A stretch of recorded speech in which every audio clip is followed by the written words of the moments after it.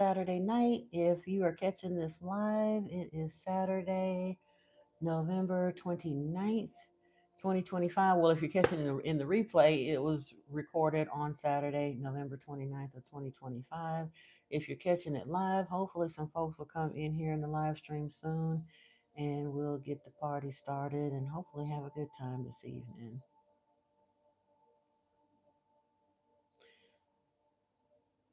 Upcoming announcements. If you have not already, I would invite you to subscribe to my other channel, Anunnaki Oracle Priestess.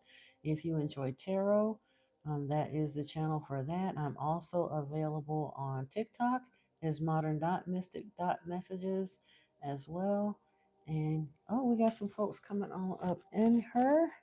Hey, Savannah Lynn, welcome. And hey, Brooklyn Miss, welcome, welcome, welcome.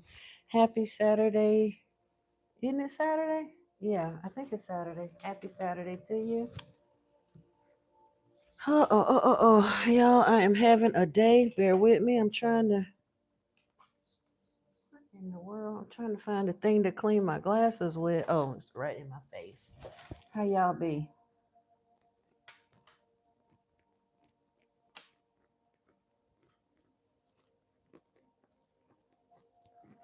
I can't see. Oh, hey, Paul Snowcloud. Welcome. Thank you. Appreciate you.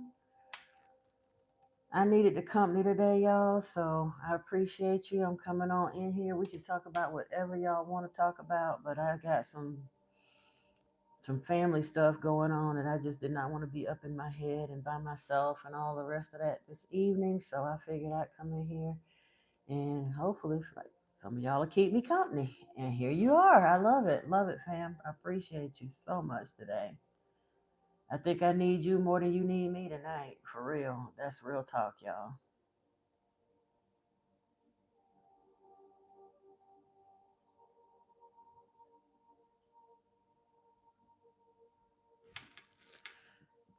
Trying to give a few minutes for some folks to get in here, but while it's a few of us in here now. Are we gonna go back into Genesis? Are we gonna be in the Lost Book of Enki or the Emerald Tablets of Thoth? You get to pick. I got them all right here on the table, so whichever you want, that's where we can go tonight. Because this was not a planned thing. I wasn't supposed to be on until tomorrow, but like I said, I didn't want to be sitting up home alone. I appreciate it, Brooklyn. I really do. I thought I was going to be going on TikTok and doing some reading, like do a collective reading and maybe even a few live readings, but uh, my youngest daughter threw me a curveball this evening, and I'm just really not emotionally in a position. In all fairness, I would be doing anybody that I was attempting to read for a grave disservice trying to read where my head and my energy is it right now is at. But I was like, you know what? I can come in here and wrestle with some trolls, or we could talk about the Bible or whatever, something to distract myself so that I'm just not sitting there feeling sorry for myself, kind of thing.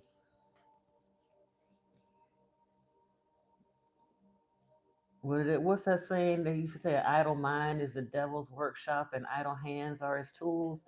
So I want to make sure my mind wasn't too idle. Hey, Brittany, thank you. I appreciate you. Yeah, I appreciate it, y'all. I really, really do. I did get a chance to speak to a couple of y'all. Brother Snowcloud and Sister Cece got my head kind of in a better place to so to speak regarding that. I didn't want to come and put too much of it out here in the live stream because the trolls are just vicious and that ain't nothing for somebody to play with. If a troll put their lips on that situation the wrong way, they're gonna get cussed the heck out today. And I wouldn't even care what YouTube choose to do about it. So I figured maybe I just take it to the family over in the WhatsApp group rather than talk about it in the live stream. But yeah, I definitely appreciate your prayers, your healing energies, your intentions, anything that you can send her way. Hey, guilty of being right. I doubt that, but anyway, you ain't been guilty of being right too often.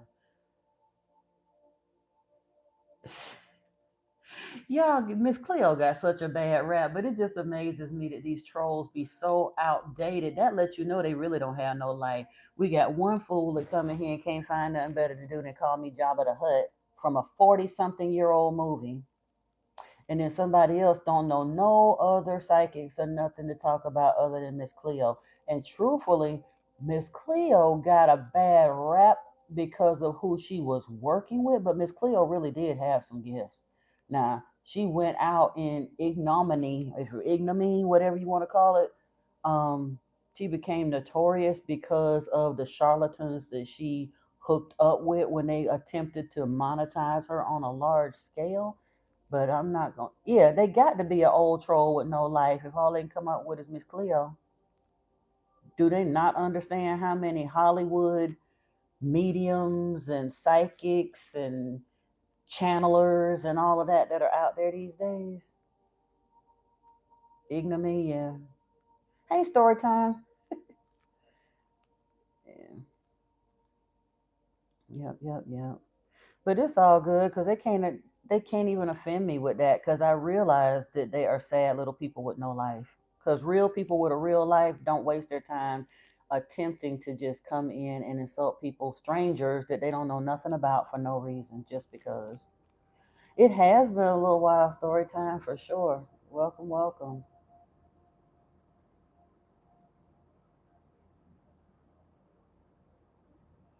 And you know you got to be an old troll when somebody old as me call you outdated. You really need to go find you some business somewhere. Because I don't even watch TV. I logged off of um, regular primetime television in 1999. So if what you're bringing into the live stream is outdated as far as I'm concerned, yeah, you really should get out some more. You ain't got no life, no nothing. Yeah, bring yourself up to date, please.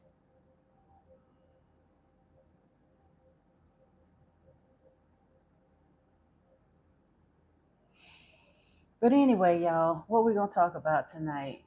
Bible, Lost Book of Enki, or Emerald Tablets? Pick one.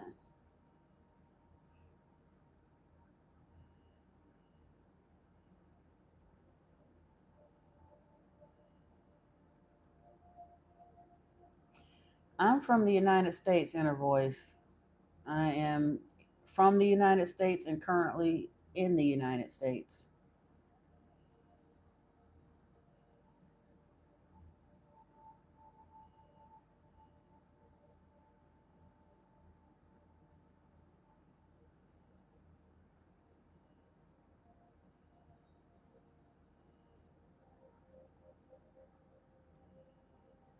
What? Carypsnocrednus? Hi, welcome. I'm so sorry. You said your copy of the Lost. Ooh, you didn't want to go through Amazon, you'll have to try through them. Yeah. Honestly, that's where I got mine from. And for that very reason, there are some books that I've seen that came up in Tamo, like as far as the Apocrypha and stuff like that. But I'm going to be really upset if I spend $50 on a book from Tamo and it never shows up. So even if it costs me a couple dollars more, I go ahead and order things because even if it's a third party vendor, if you never get it, at least through Amazon, you have some kind of recourse. Whereas if you could be chasing it forever on Etsy or Temu or AliExpress or some of those type places, I would very much just yeah. Now I have gotten things like cards and stuff from Hay House. I've never had a problem with them. You say you order from Abe Books? Oh, okay. Um, but it was pretty reasonably priced on, I think, was it like 14, 15 something on Amazon? It wasn't very much on Amazon. I'm trying to see what even the retail on it is only $16, so it's not going to be any more than that on Amazon. You said you need advice. As long as it don't require me pulling no cards, put your question in here and we can try to see.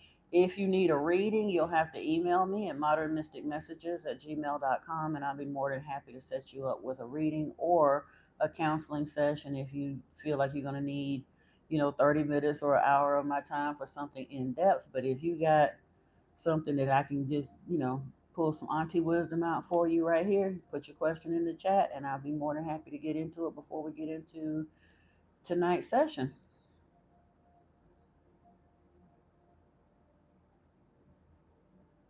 12 pounds 87. Yeah,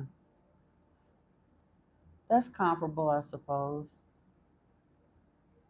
No, it ain't. Wait a minute, how much is 12? I don't know what the pound is to the dollar right now, but ooh, okay. You can call all the ice you want. I'm an American citizen, born and raised. I got more right to be here than most of the folks that be worried about ice and all the rest of that stuff because I am Choctaw and Blackfoot and Seminole and Scottish. That part. Inner voice speaking. Hold on, I didn't see a question. I did answer you. You said, "Where am I from?" You are from India. I said, "I am from the United States and I am in the United States." So I did answer you, inner voice speaking. You say you ordered shoes, but your money was returned after 2 weeks, so you lucky but barefoot. I Now on Temu, I've ordered a bunch of stuff off of there. That's where I get most of my caftans and stuff from. But I did lose about $100 through Temu once because of two orders. They put the same shipping order on the same tracking number on both packages. They were supposed to arrive within a few days of each other, and then the postal system, it was one of those deals where I think DHL or whoever passed it off to the postal system or whoever the couriers were, and it got lost somewhere in the postal system, and I never got the money back. They said that they had delivered it, but they put the wrong pictures on the so-called deliver proof of delivery, and then gave me a partial credit for like $6 for the part that it was like a look. They had separated the order out. It was a hot mess, and like I said, I didn't feel like wrangling with them, but no, I don't. I pull cards on Anunnaki Oracle Priestess, or on TikTok. I'm also modern dot mystic dot messages, and I have not been super active on either of those channels lately, but I'm about to get more active on both of them. I will not be doing as many free card pulls in the future as I've done in the past. I did it as a labor of love here on YouTube, but people got real used to that, and it ain't even fair for me to the other tarot readers on YouTube to keep doing that because nobody else is doing those that in-depth level of reading for free that I was doing. Everywhere else you got to pay, but people got comfortable with me doing it for free, so nobody wants to pay, nobody wants to even donate or tip me and give me a coffee or anything else. So I'm gonna just have to flat out start doing like the rest of them do. If they want a mini reading, if they tip me $10 on buy me a coffee, then I'll do the reading. It's not that I don't mind doing those, but every time I come on YouTube, they swarm the chat, and I literally sit here for 4 to 6 hours doing free readings and get zero tips. And I can't keep doing that. I just really can't.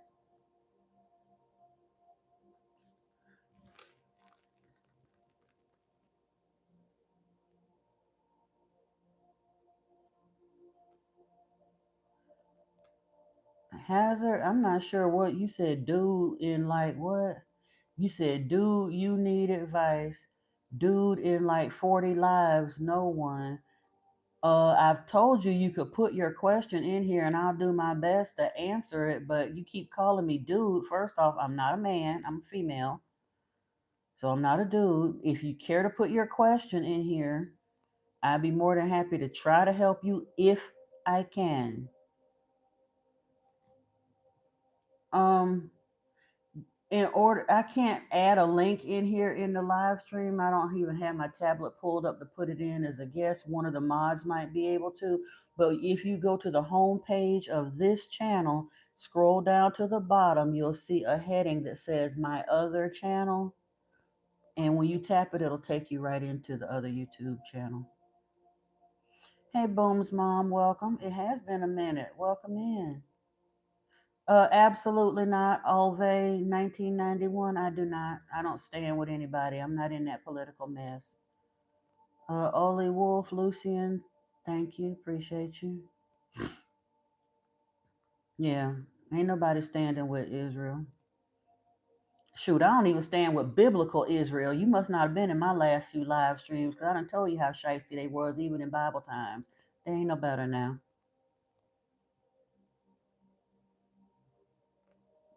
Oh, he says Lauren. Okay, welcome, Lauren.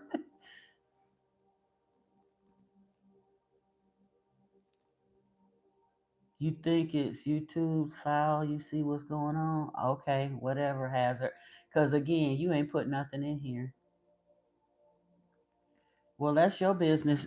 Overall, though, there's a difference in Israelite people. I have nothing personally against any person of any particular nationality or ethnicity, but the powers that be in that country, oh hell no, I can't support that kind of foolishness, and I can't support what Israel did in the scriptures either.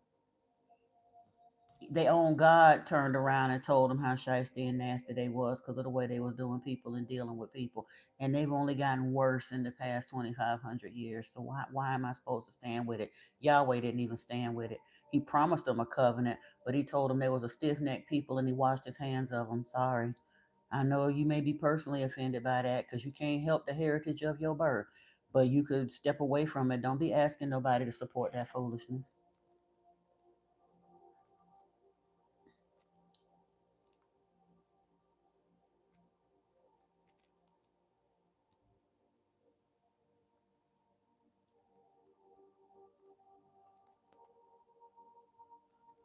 You said the story ain't playing with us. Yeah, that part.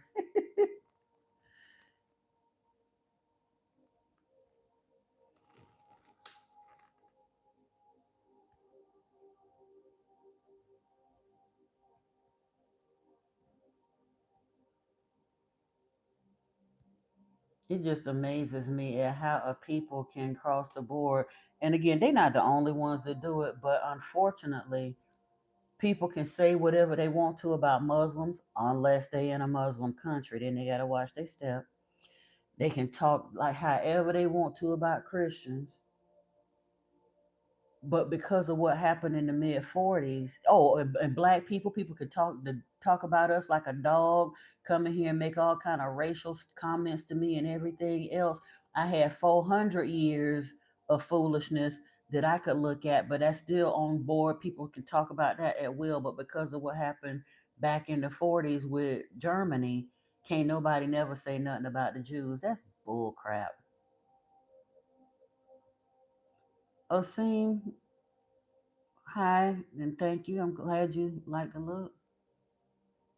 You say I look like your wife, but you never been married before. I don't think my fiance would agree with you, but all right. Hey, Niana, welcome.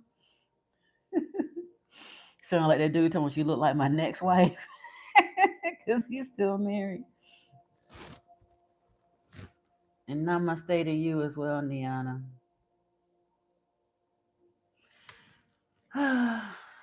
Y'all still ain't gave me no clue which one we going in. I'm waiting for anybody to swing the vote one way or the other. Are we going to take back up in the Bible? We're going to take up with the Lost Book of Enki, Tablet 8. Are we going to go into the Emerald Tablets? What we going to do? No, I don't think he looked like your first husband.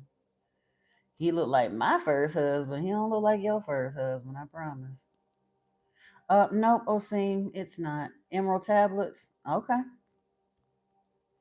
Big Chief Eagle.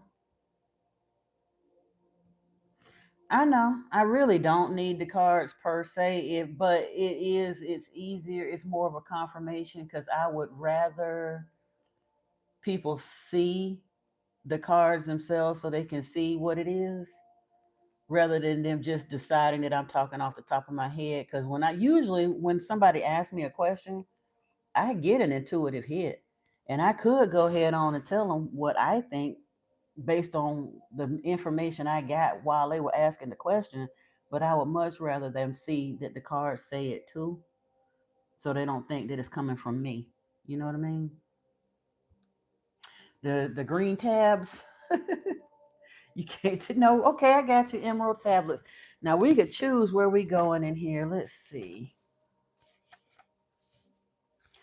I guess if we're gonna do the emerald, because we could switch out in the live streams from wherever. I guess I could just start right at the beginning. How about that? We ain't gonna get all the way through, but we could get in there and see. Because every time we go in the tablets or the lost book, you get something new out of it anyway. Okay, yeah, we got 2 or 3 votes for the emerald tablets, so we're gonna do that. I'm so sorry, y'all. It ain't even a hangnail, it's a piece of skin that's bothering me on the side of my thumb, and I don't have no little. Wait a minute, I do have some little nail clippers.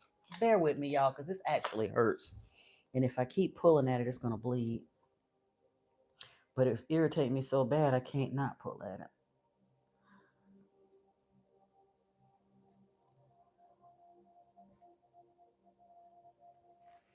Okay, sorry about that.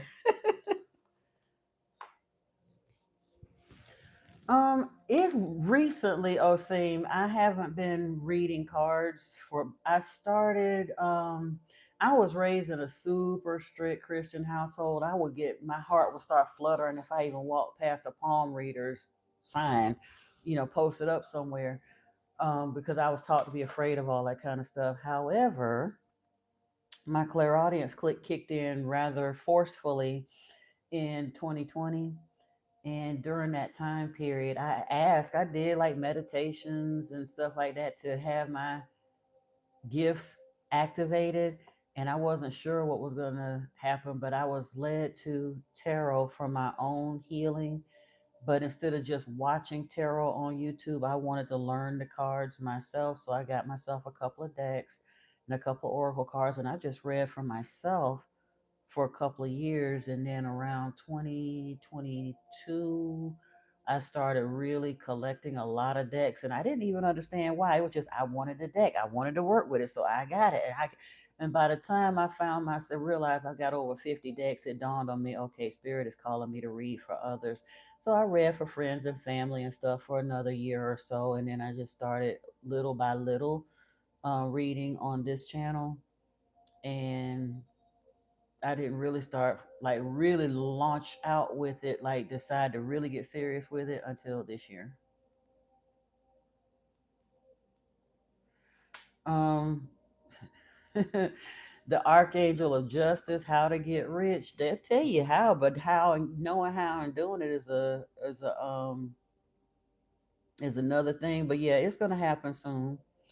Those who I mean, they call us conspiracists, they can call us whatever they want, but there's some things that are happening in the background.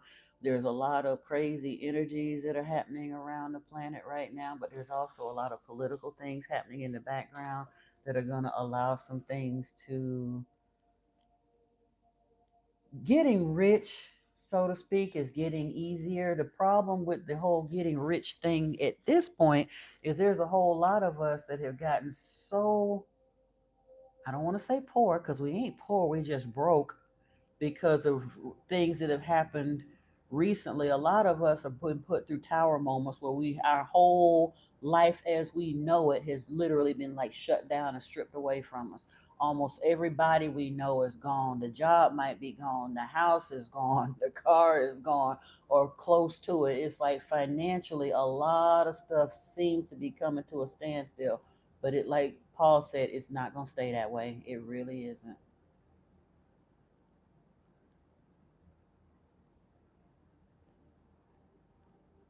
Uh, you haven't asked a genuine question yet, I don't think, because you asking about the Archangel of Justice, how to get rich and all that. They don't do a lot of tolerance for silly, and it ain't just you, Oi Wolf, Lucian. We have a lot of trolls that bring a lot of weird energy in here. So if somebody is not being sincere and they just trolling for the heck of trolling, the mods typically get rid of them. And I haven't instructed them to do that. That's how they feel about it. They don't want their study time interrupted with like that. You said if in your country, if the first two teeth have, yeah, a lot of places an open smile is considered beautiful, lucky, prosperous, what have you. I've had dentists in America that wanted to go ahead and close it, and I wouldn't allow him. Aaron Boyowski, he said, if midnight was a color, I'd be 11:59. You was out your mind. I'm not even that dark. It don't matter because the darker the better. I've seen people that literally did look like an oil painting, skin so dark it had blue and green sheens to it, and some of the most beautiful skin I've ever seen in my life. So you say that to say what, pasty face? Because you got to be pasty faced if you think that I'm 11:59 on a scale of midnight.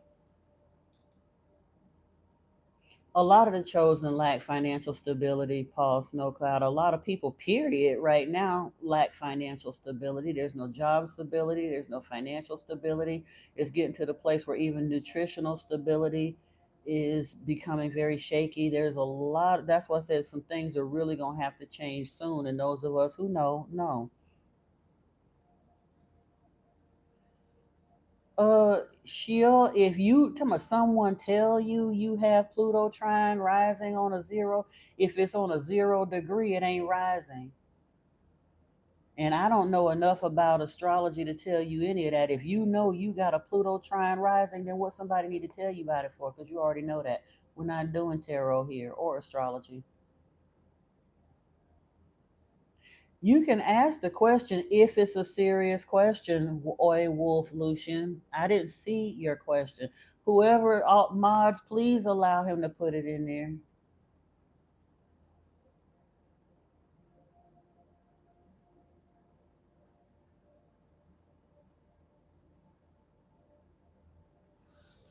All right, put your question in there, Oi.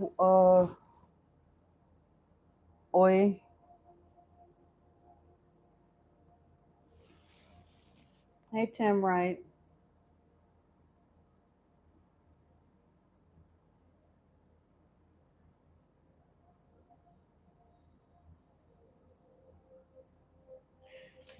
If you would go ahead on and type it, I've been told you could put a question in here, but you wouldn't.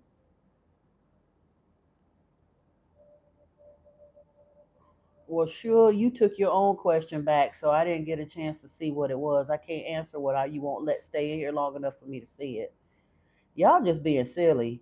Either put the question in here so I can answer it or go on about your business because I'm getting ready to get in the Emerald Tablets. And once I start reading, I'm not going to stop to answer questions. So I'm trying to give you the courtesy. There are three people that ask if they could ask a question, but you ain't put a question in here yet that I could answer. You just wasting my time and yours right now.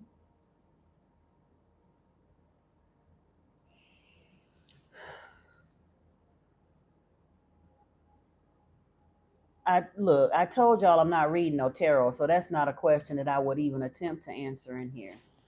I thought you was talking about something to do with spirituality or something that you needed help with or in the world scene. I don't know if they like you or not. Go ask them. That's all you got to do. Does the person like you? Go ask them.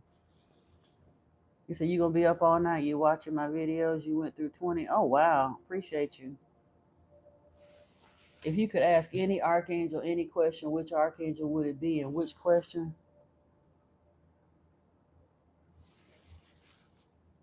Oh well, honestly, I wouldn't mess with Azazel because according to the book of Enoch, he's one of the fallen watchers who is going to be dealt with severely.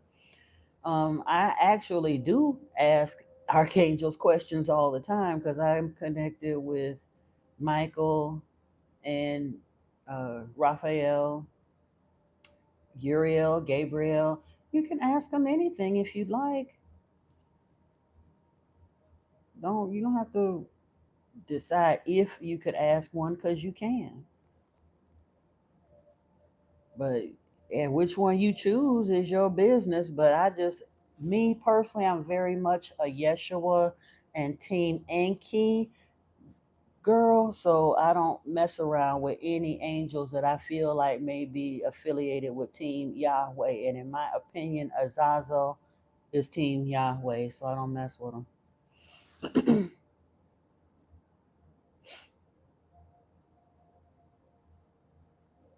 Yeah, Uriel and Chamuel I like as well. And like you said, they are always available. So it's not even if you could ask them, you can ask them. If you actually acknowledge the fact that they are like our guides, big brothers, you know, what have you, just come at them respectfully. You said you had a vision of a shaman using the element of fire. I don't look. People don't understand. It's like Osim of about a month or so ago. I had some silly person. That's all I could. Yeah, I'm not gonna call them names. They were silly, coming in here. Hey, Jadula. Um, they made the comment that demons are afraid of them, and I called them a straight up fool because demons aren't afraid of us. We are puny humans. We come from what they are. We are the hundredth generation removed from what they are. So how in the world any of the Anunnaki, any of the messengers, the fallen, the Agigi, the Nephilim, whichever iteration of Anunnakis, Pleiadians, Arcturians, or anybody else you want to look at, why would any of them be afraid of us? No, we literally are made from them. We're less than. The created is never greater than the creation. That part. Humans are very arrogant in our puny nonsense and very silly in our rationale because the church folk done booed us up to believe a whole lot of foolishness. hmm But no, all angels aren't, I don't want, dare I say, good or bad, because the issue of sovereignty here is between Enlil and Enki. So it depends on which angels work for who. Angel, the word angel simply means messenger. So is it a messenger of Enki or a messenger of Enlil, Yahweh, Jehovah? You can talk to your guys. Yeah, just ask with respect. Exactly. No, I didn't say you meant anything bad. I'm just saying the person that I was just making that point when I'm saying I don't mess with them because I realize that all angels don't carry light. Just like Yahweh pretends to be the all alpha omega love and light, all powerful sky daddy and all of that, and truthfully he's the Wizard of Oz. If you pull back the curtain you will find a huge troll there. He is not light. He has always hated humanity, and everything that he's put forth with the Abrahamic religions is designed to keep us lost in subterfuge. Think about it, whether it's Islam, Judaism, or Christianity, all three of them worship Yahweh in one iteration or the other, whether they call him Allah, or whether they call him Yahweh, or whether they call him Jehovah. He still does not keep his promises, is violent, misogynistic, disloyal, fickle, jealous, none of the things that a God is supposed to be. None of them. He has all the attributes of a spoiled child. He don't have no godlike attributes. When it comes to different mythologies as well as religions, do you think all different gods are the same? Yes, yes, yes. Ra, in fact, that's one of the things we've discussed. Oi, Wolf, Lucian, they're not all the same, but they're basically different names of the same basic people. If you look at if I saw you at the end of a dark hallway, I'd probably pull out my pew pew because you ain't supposed to be at the end of my dark hallway, John Smith. So that's up to you. Hey, Sandra Bulker, welcome. Anybody you see at the end of a dark hallway, if they in your house and you didn't invite them, you're supposed to call the cops. So you ain't said nothing, nothing at all.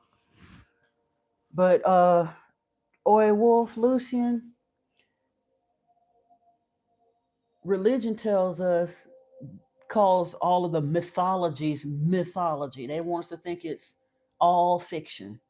It ain't no more fiction than this right here. What it is different stories of these same people over time. It's just that the Bible has genericized it and boiled it all down to one, because this is primarily the Yahweh story. But if you really start reading the Bible and understand that Elohim does not mean God in the singular, it means powerful ones in the plural, you can start hearing the personality and voices of different Elohim even in the Christian scriptures.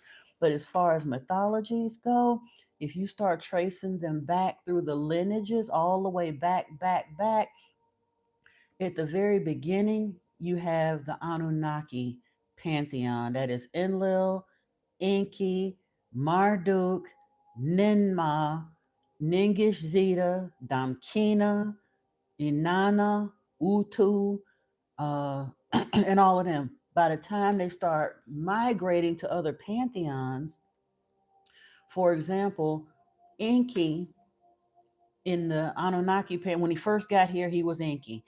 By the time he gets to the Nordic pantheon, he is Loki.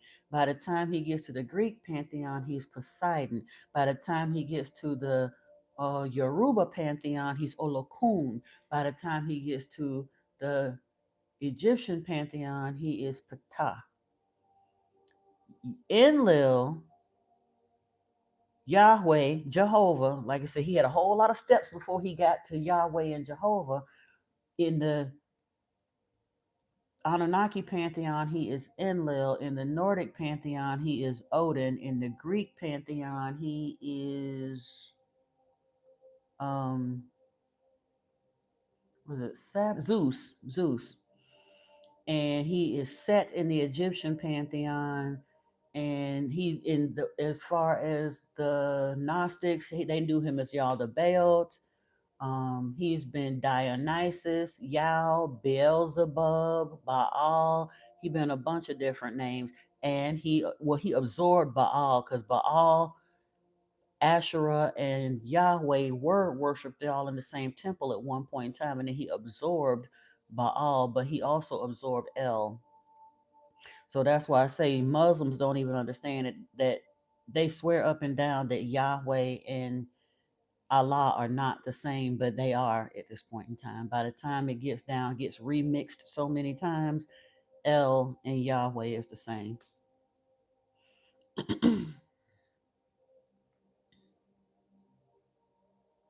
Hey, Sharif, welcome. Hey, Akasha's Journey, welcome.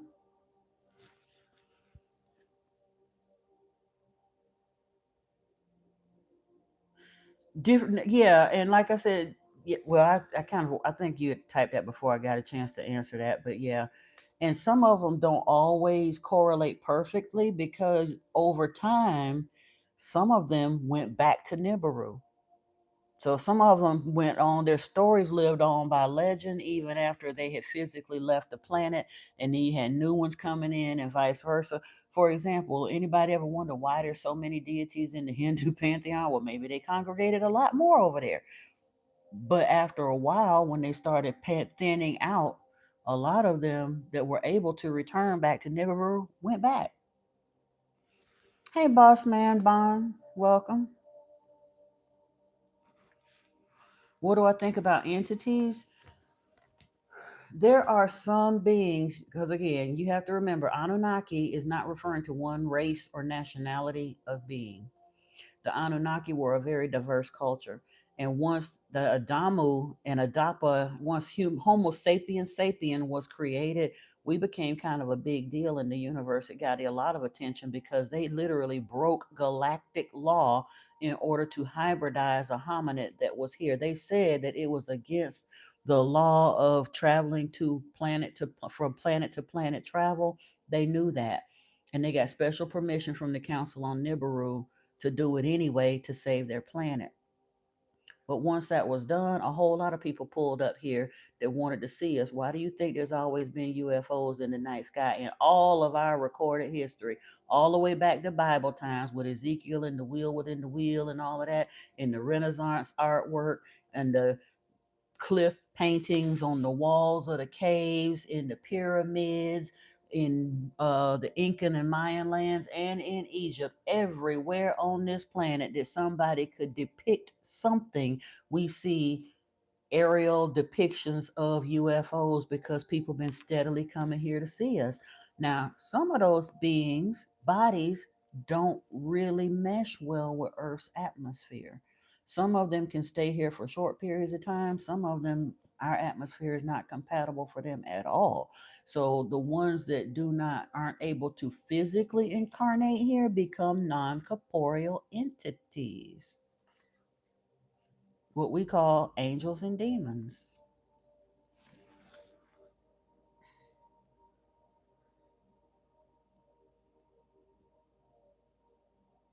Bless you too, Boss Man Bond. Man P 5504, namaste.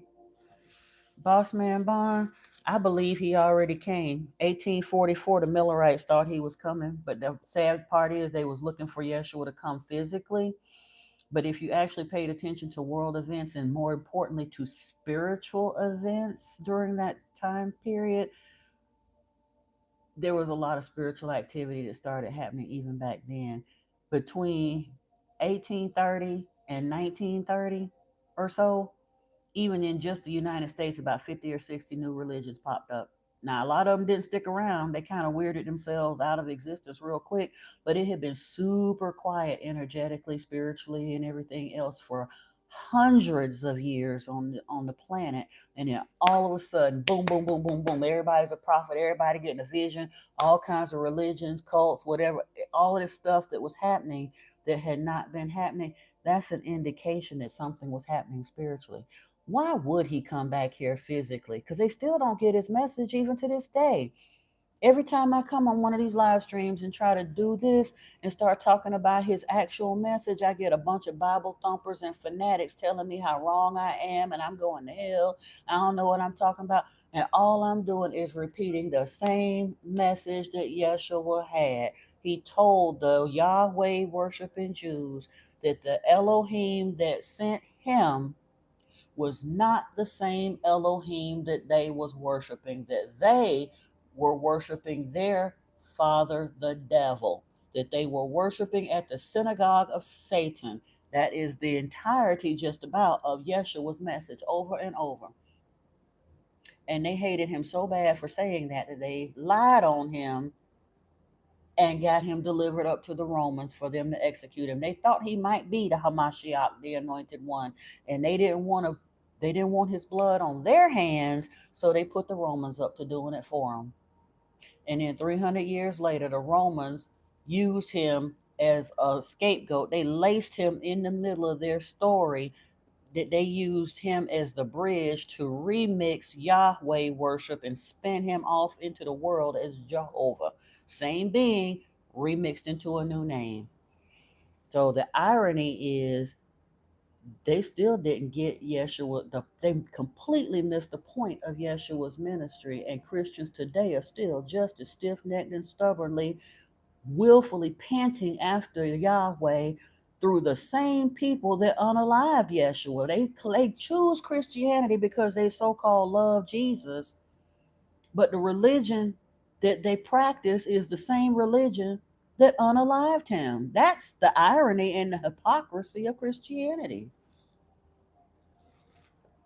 YouTube poet, I'm not sure.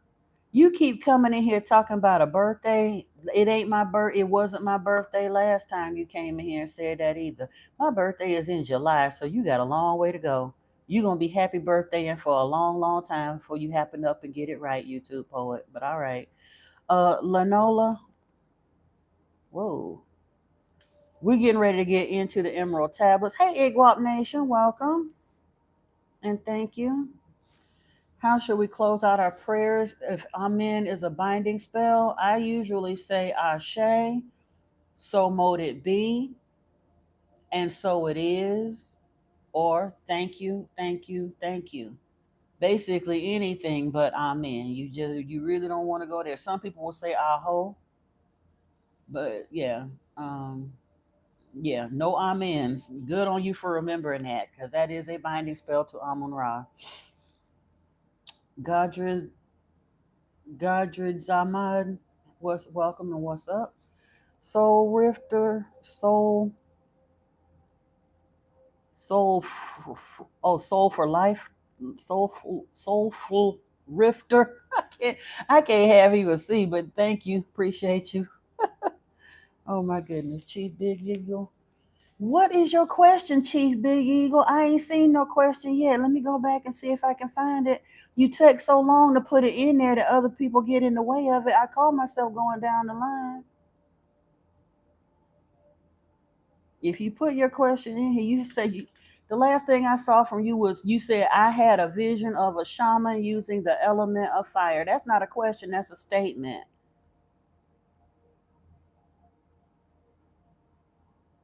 Now, a shaman using the element of fire could mean almost anything, but you didn't ask me what it mean. Number one, because honestly, I don't know. In the context of whatever, it could mean a lot of different things.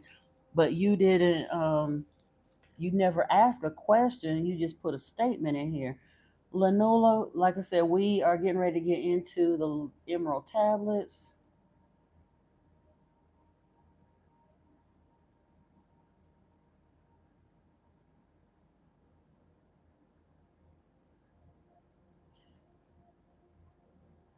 Bayakuya Chiki, welcome. Hey, 3-3. Again, not my birthday, but all right then.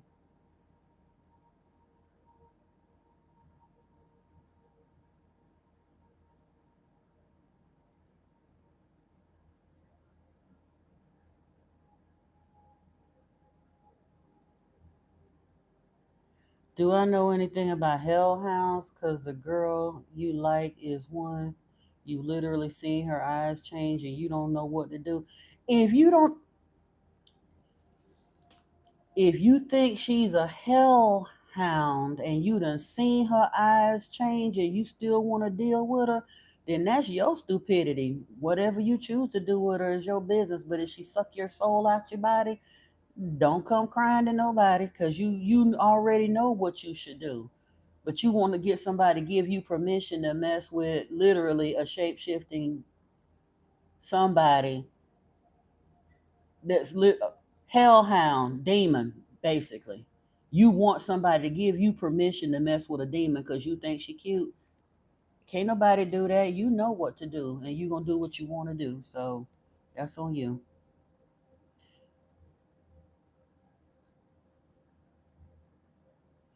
You say you won't ask again, Chief Big Eagle. I've gone through. I went all the way back to your very last statement and read through all of these comments, and I don't see any other comment or question from you other than a statement that you made. So if you want me to ask a question, please type a question in here, but I can't answer what you haven't put in the chat. You might have intended to, you might have thought you did. Maybe YouTube erased it, but I don't see where your question was removed and I don't see a question. I only saw a statement. So I don't want you acting like your feelings are hurt and you're offended, but it's not here for me to answer. Okay, well, never mind then. All right. All right. Hey, CC, welcome. Let me check one thing. Y'all, I got to see if my daughter sent me a message, and then we're going to get locked and loaded on the Emerald tablets.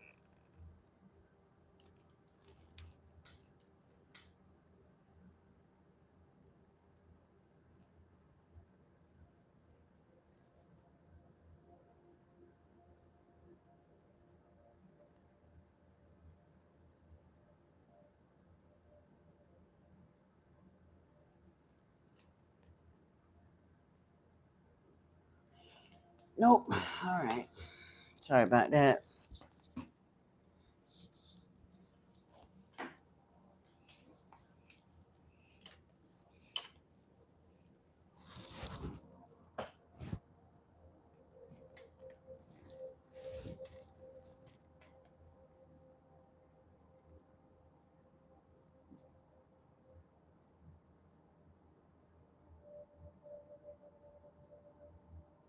Yeah, but hey, Antoine, the only problem is he said this isn't a representation in the spirit realm. Whatever that entity is, this female is possessed of it. That would indicate some kind of entity possession, demonic possession, what have you.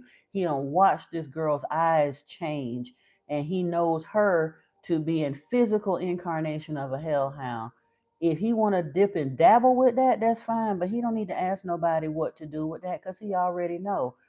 He just wants it to be whatever he wants. But there are some men are like that. They will literally follow the devil into the pits of hell, so to speak, for a female because she cute or that's what they want to hear. So that's up to him.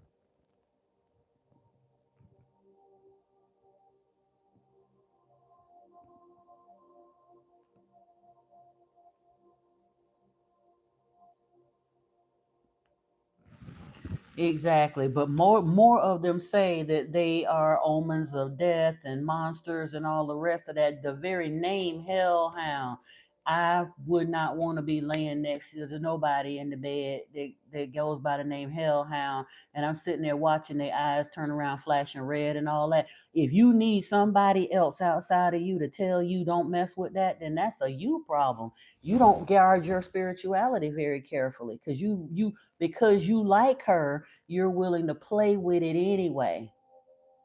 That's foolishness. It's 4 billion women on this planet, and you can't find no care for nobody other than a red-eyed shapeshifter. Come on now, tend to your spirituality.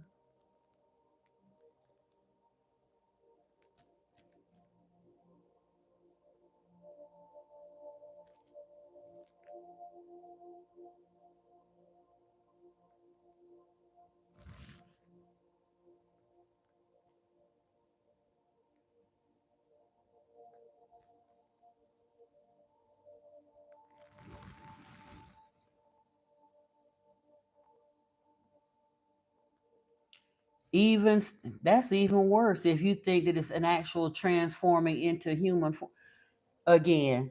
Don't that to me that's a silly question because no matter what you ask, what should you do? And somebody then gave you an in-depth definition of what a hellhound is, and everybody in here thinks that you crazy to continue messing with somebody that you believe is a hellhound, but you still coming up with more and more excuses as to why you want to deal with them. So that's why I said you gonna do what you want to do. So be gone with it. Yeah. Mm-mm.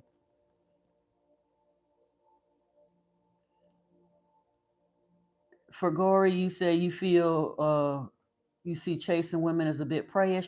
I'm not even sure he's chasing them, but it's somebody that he likes, but he know he's getting these wicked vibes off of her. He believes her to be something otherworldly or have some kind of an attachment to something dark and otherworldly. And he basically coming in here wanting somebody to endorse him and give him the green light to mess with a demon.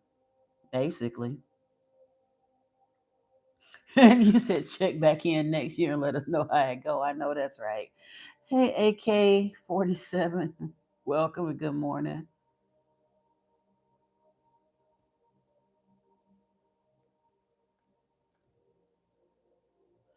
It don't even matter what her name is. It really don't, cause either he's not being serious or he just stuck on silliness for real. You say you like a good chase. Yeah, I don't. I mean, I can't. I never hold it against a man to express interest. And men are somewhat predators. I don't think it. I mean, they're hunters, I should say, not predators. We don't want that. But men naturally like the hunt. I mean, and honestly, you think about it, masculine versus feminine energy, they're designed for that. So I don't think there's anything wrong with it. But like you said, as long as they can accept no, if she's not genuinely interested, then yeah, it's fine. Yep, I see that you're from Kerala. Welcome. Hey, Belarusian. Welcome.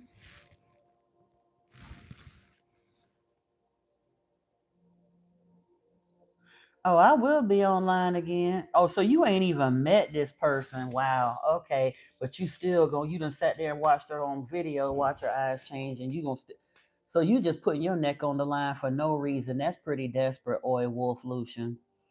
If she done told you she's a hellhound and you done sat there and watched her eyes change on video and you still going out there messing with her, then that's on you. Whatever happened to you just happened. People stay stuck on stupid. Do you know what her deal is? If I'm not wasting no more time on that because that's foolishness, in my opinion. Classmate or no classmate, I wouldn't give a damn if it was my next door neighbor. If somebody is supposed to be a human and they done told me they're a hellhound and I'm watching their eyes flash red at me, I'm not messing with them. I don't need a reader or a spiritual teacher or nobody to tell me to leave them people the hell alone. But you do you, boo. The spiritual aspect of praying on something and it being for at the end of the day, when it is well,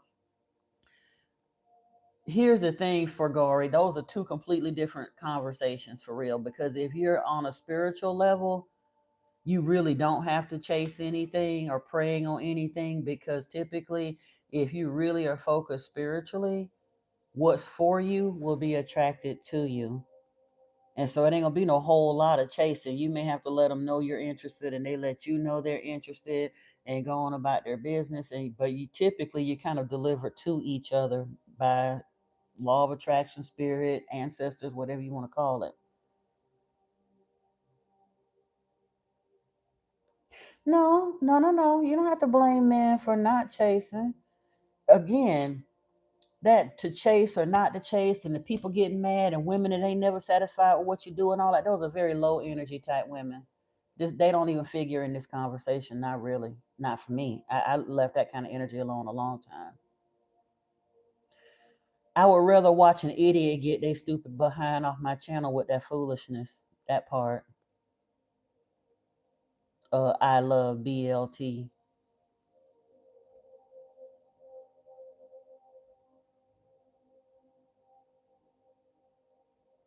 Right. Say it one more time and get removed from the chat. I love BLT. Because that's just plain old foolishness. Low key racism is still racism. That part. All right. Emerald tablets. Let's go.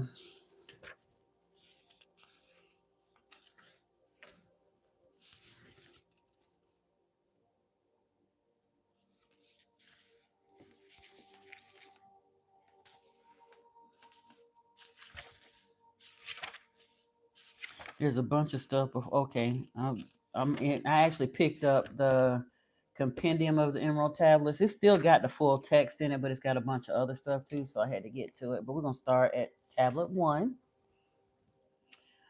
I, Thoth, the Atlantean, master of mysteries, keeper of records, mighty king, magician, living from generation to generation, being about to pass into the halls of Amenti, these records of the mighty wisdom of great Atlantis, set down for the guidance of those that are to come after, in the great city of Kior on the island of Undal, in a time far past, I began this incarnation. Not as the little men of the present age did the mighty ones of Atlantis live and die, but rather from aeon to aeon did they renew their life in the halls of Amenti, where the river of life flows eternally onward.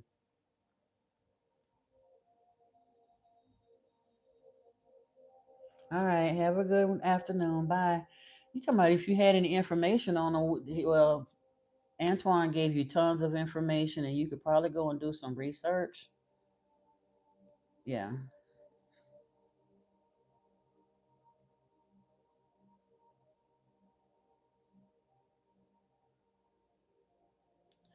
His father probably never thought we would see his son's future Americans way into 2040.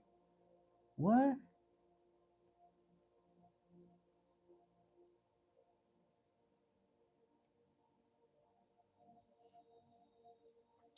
I don't know how long Abraham Lincoln's father lived. He probably didn't know they was gonna put his money on his face on anything if he died before he got to be president.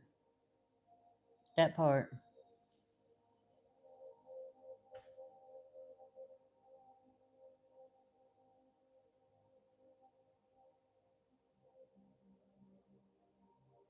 Okay. So he's telling you a long time ago, folks lived a whole lot longer. And he talks about the halls of Amenti where the river of life flows eternally onward. 100 times 10 have I descended the dark way that led into light, and as many times as I have ascended from the darkness into the light, my strength and power renewed. Now for a time I descend, and the men of Chem shall know me no more. So 100 times 10, that's 1,000 times that he's gone into the dark. But then he also said, I think for every 1,000 years, they had to spend 100 years of that 1,000 in the halls of Amenti in that stasis state. So he basically saying over the past 10,000 years, this is what he's been doing, and he's at a point right now where he's getting ready to leave the children of Kim. That's he getting ready to go into the Mayan and Incan lands, but that's another part of the story. And actually, they don't cover it in here, but in a time yet unborn will I rise again, mighty and potent, requiring an accounting of those left behind me. Then beware, O men of Kim. You know what? Bear with me a little bit. I want to get the other version out because it's easier to read when I don't have to keep jockeying back and forth. Hold on, y'all. I'm so sorry.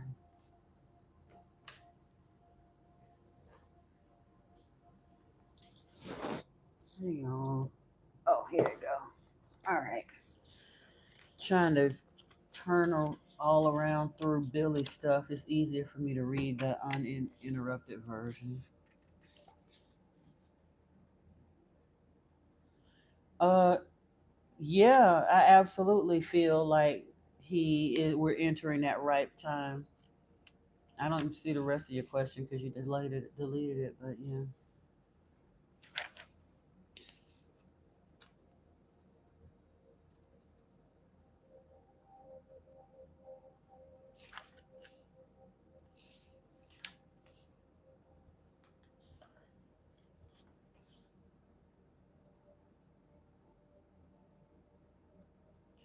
Bear with me a second. I'm trying to see if I wanted to.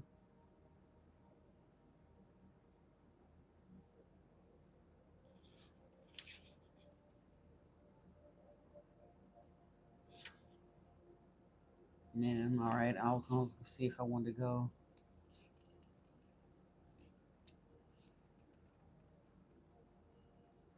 Oh, in my opinion, the first wisdom we need to unlock is to actually accept the validity of them and the fact that he left them for us. Because there's a whole lot of folks that are quick, that they so in their arrogance are so quick to dismiss everything. There's a lot of people that don't even really take the seriousness and the validity of the tablets to be what they are.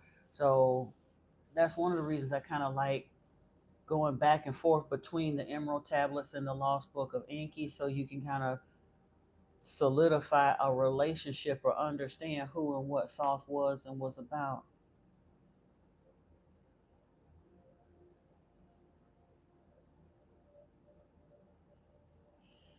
Well, that's not the truth has been revealed, but there's a lot of folks that don't get something the first time. Most people don't get something by just reading it once. That's one of the reasons there's so many shortcuts been taken and all of that, because people forget stuff. I've been through the Emerald Tablets 4 or 5 times, and I get something new out of them each and every time. That's why he gave them to us instead of just passing it down in oral tradition and hear it once and forget about it. He had somebody stop and write it down so they can go back and go over it again and again and again. If you can't automatically recite all of the verbal things that he done told us to say and do when we get ready to go into the astral, and when we get ready to how we need to behave and what we need to say when our life cycle is ending, so that we can escape death and be able to travel to the next dimension. If we don't have all of that down pat, we probably need to go over it some more times.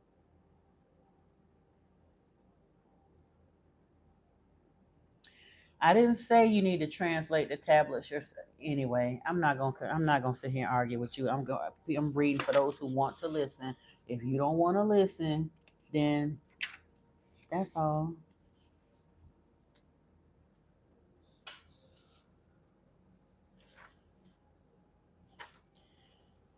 Excuse me. Okay. I, Thoth the Atlantean, master of mysteries, keeper of records, mighty king, magician, living from generation to generation, being about to pass into the halls of Amenti, set down for the guidance of those that are to come after these records of the mighty wisdom of great Atlantis. In the great city of Kior, on the island of Undal, in a time far past, I began this incarnation. Not as the little men of the present age did the mighty ones of Atlantis live and die, but rather from aeon to aeon did they renew their life in the halls of Amenti, where the river of life flows eternally onward. And you know what though, for Gory? I beg to differ with you on that. Thoth was one of the first, he's one of our progenitors. So, excuse me for saying that anything that he wants to leave for us is probably more important than whoever might be portraying themselves to be Thor in this dimension, because Thoth is still in this dimension too.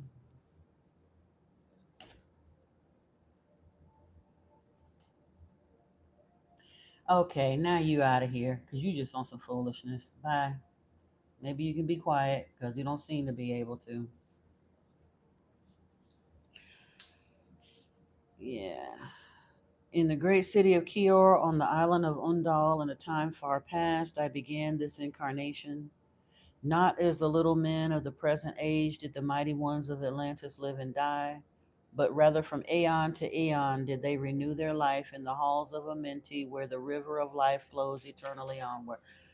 I'm sorry, I gotta say it. Are you kidding me? You really think that what we get about Thor from cartoons is more important than actually understanding this? That's why I timed you out for Gory. I hope you'll stick around, but you're gonna have to come better than that because right now you just being disruptive. I'm not saying there isn't some information in there, but for real, cartoons about Thor, Marvel comics about Thor is more important than what was left by Thoth himself? No. 100 times 10 have I descended the dark way that led into light, and as many times have I descended from the darkness into the light that my strength and power renewed. Now for a time I descend, and the men of Kim shall know me no more. But in a time yet unborn will I rise again, mighty and potent, requiring an accounting of those left behind me. Then beware, O men of Kim, if ye have falsely betrayed my teaching, for I shall cast ye down from your high estate into the darkness of the caves from whence ye came. Betray not my secrets to the men of the north, or to the men of the south, lest my curse fall upon ye. Remember and heed my words, for surely I will return again and require of thee that which ye guard. I, even from beyond time and from beyond death, will I return, rewarding or punishing as ye have requited your trust. Great were my people in the ancient days, great beyond the conception of the little people now around me, knowing the wisdom of old, seeking far within the heart of infinity knowledge that belonged to earth's youth. Wise were we with the wisdom of the children of light who dwelt among us. Strong were we with the power drawn from the eternal fire.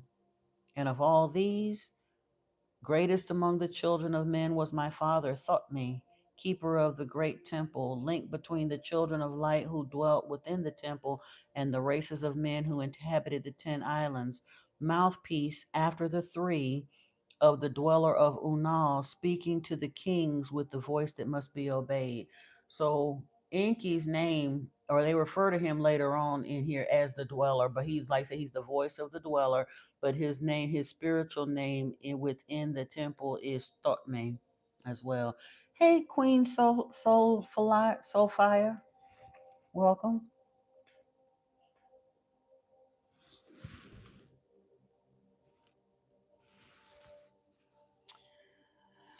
Grew I there from a child into manhood, being taught by my father the elder mysteries, until in time there grew within the fire of wisdom until it burst into a consuming flame.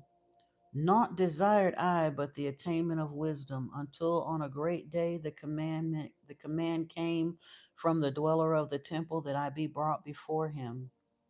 Few there were among the children of men who had looked upon that mighty face and lived, for not as the sons of men are the children of light when they are not incarnate in a physical body.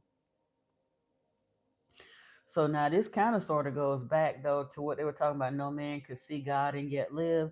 And he said a few have, but if they're not in a body, when they're in their light body, and there's something to be said for that, because even people now that talk about graduating the dimensions, like from, excuse me, in fifth dimension you can still incarnate in a body, in sixth dimension you could choose to incarnate in a body or not, but supposedly by the time you get to seventh dimension you can no longer be housed within a physical body.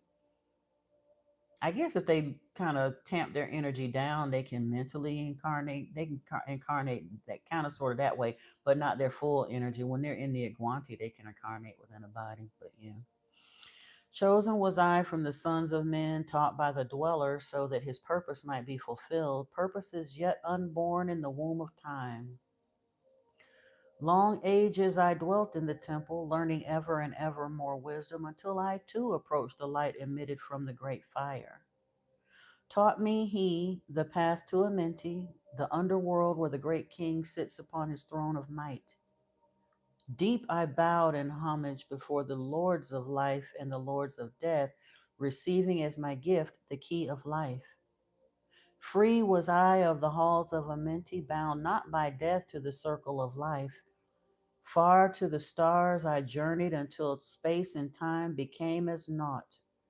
Then, having drunk deep of the cup of wisdom, I looked into the hearts of men, and there I found greater mysteries and was glad. For only in the search for truth could my soul be stilled and the flame within be quenched. Down through the ages I lived, seeing those around me taste of the cup of death and return again in the light of life. Gradually, from the kingdoms of Atlantis, passed waves of consciousness that had been one with me, only to be replaced by spawn of a lower star. In obedience to the law, the word of the master grew into flower. Downward into darkness turned the thoughts of the Atlanteans, until at last in his wrath arose from his Aguanti the dweller. And basically, Aguanti, they said it has no English equivalent. It means a state of detachment. But at last, from his in his wrath arose from his Aguanti the dweller, speaking the word, calling the power. Deep in earth's heart, the sons of Amenti heard, and hearing directed the changing of the flower of fire that burns eternally, changing and shifting using the logos until that great fire changed its direction. Very interesting. And in this book, the word is capitalized and italicized, as well as the logos is capitalized and italicized. And it's extremely interesting to me. We've talked about it before, how in my opinion, from what I've read, between the Emerald Tablets and the Gospel of John and Revelation, I believe that Yeshua is the second incarnation of Thoth. And it's very interesting because Thoth becomes known as the Word and the Logos and the Son of Man, and Yeshua is known as the Word and the Logos and the Son of Man and the light of the world, that part too. Over the world then broke the great waters, drowning and sinking, changing earth's balance until only the temple of light was left standing on the great mountain on Undal, still rising out of the water. Some there were who were living, saved from the rush of the fountains. Called to me then the master, saying, gather ye together, my people, take them by the arts ye have learned of far across the waters, until ye reach the land of the hairy barbarians dwelling in caves of the desert. Follow there the plan that ye know of. So basically, he's coming back on the scene after the flood. calamity, it sounds like. They discovered there were some survivors, and then humanity had begun to proliferate again. And then now he's coming because, again, they were known as the Atlanteans when they left. They called themselves the Atlanteans before they left Nibiru. And so everything that they set up as far as their cities and all of that was known as Atlantis when they got here. At one point, basically all of Earth, Pangea, whatever you want to call it, would have been Atlantis, and then eventually it sunk. Again, this is we've had reset after reset. Their original cities and stuff that they made primarily for their use. Most of those were destroyed either in the flood scenario or through the Anunnaki wars when Marduk unleashed the weapon of terror and all of that. And they archaeologists and geologists and all of them are constantly finding ancient cities and unearthing that, but a lot of that stuff was lost to that portion of Earth. It was like a hard reset happened. And we had another one. The flood was another hard reset. There was one before the flood, there was one after the flood, there was one when the weapon of terror was released. And they did say in the Lost Book that before the end of two shards after the flood, there would be another cataclysm. So the reset number 4 is on its way. That's why it's important for us to figure some of this stuff out. People feel like, well, if you just don't want to do religion, just leave religion alone.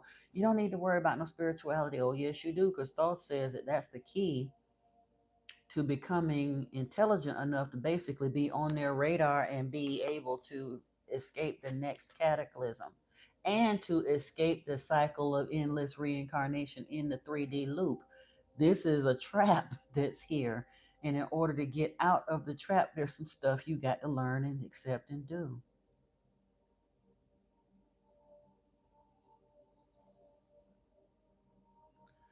Wait a minute, hold on.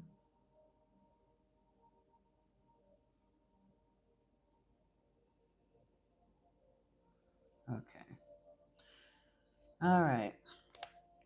Gathered I then my people and entered the great ship of the master. Upward we rose into the morning. Dark beneath us lay the temple. Suddenly over it rose the waters, vanished from earth until the time appointed was the great temple. So they knew when the flood was coming. That's why the Anunnaki didn't die in it, just the Nephilim and humans, because they didn't tell humans that what was going to happen on purpose. That was Enlil all day. Thoth and Enki wanted to tell. Enlil said, don't tell them nothing. Let them drown like rats. Problem solved. He hated humans. He wanted them gone. Nephilim need to be gone. Get rid of the humans too at the same time. Cool. I'm happy. And Enki didn't do that because his son was here and he wanted to preserve him. All right. Fast we fled the son of the morning until beneath us lay the land of the children of Chem. Raging, they came with cudgels and spears, lifting in anger, seeking to slay and utterly destroy the sons of Atlantis. Then raised I my staff and directed a ray of vibration, striking them still in their tracks as fragments of stone of the mountain. Then spoke I to them in words calm and peaceful, telling them of the might of Atlantis, saying we were children of the sun and its messengers. Cowed I them by my display of magic science until at my feet they groveled when I released them. So the flood has happened. There were a few survivors left. Some of the Canaanites survived. Of course, Noah and his people survived. But he comes back in the spaceship because he said that upward we rose. So the ship was not a ocean going ship; it was a spaceship. They entered the ship of the master. Upward we rose into the morning. Dark beneath them lay the temple, and suddenly over it, over the temple, rose the waters, vanished from earth until the time appointed was the temple. And then they fled toward the son of the morning, and then they come back to the land of the children of Kim. But by now, the children of Kim are coming out the caves and stuff, and they were trying to kill the Atlanteans. They got cudgels and spears. Don't sound like their weaponry and all that advanced civilization they had going on. That was lost. So they back to cudgels and spears, but he had to use the ray gun, the freeze ray, to stop him from hurting the Atlanteans, and then explain to him he's there to help him. Long dwelt we in the land of Kim, long and yet long again. And he was in the land of Kim 36,000 years, according to, I think, the King's List. Uh, until obeying the commands of the Master, who while sleeping yet lives eternally, I sent from me the sons of Atlantis, sent them in many directions, that from the womb of time wisdom might rise again in her children.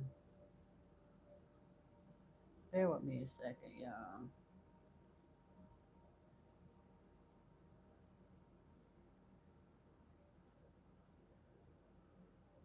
Okay, never mind. Sorry about that. Let me see.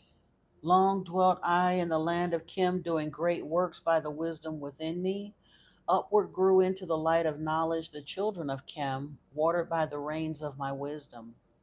Blasted I then a path to Amenti so that I might retain my powers, living from age to age, a son of Atlantis, keeping the wisdom, preserving the records. Great grew the sons of Kim, conquering the people around them, growing slowly upwards in soul force. Now for a time I go from among them into the dark halls of Amenti, deep in the halls of the earth, before the lords of the powers, face to face once again with the dweller. Raised I high over the entrance a doorway, a gateway leading down to Amenti. Few there would be with the courage to dare it. Few passed the portal to dark Amenti. Raised over the passage, I, a mighty pyramid, using the power that overcomes earth force or gravity. Deep and yet deeper, I placed a force house or chamber. From it, I carved a circular passage reaching almost to the great summit. There in the apex set I the crystal, sending the ray into the time space, drawing the force from out of the ether, concentrating upon the gateway to Amenti.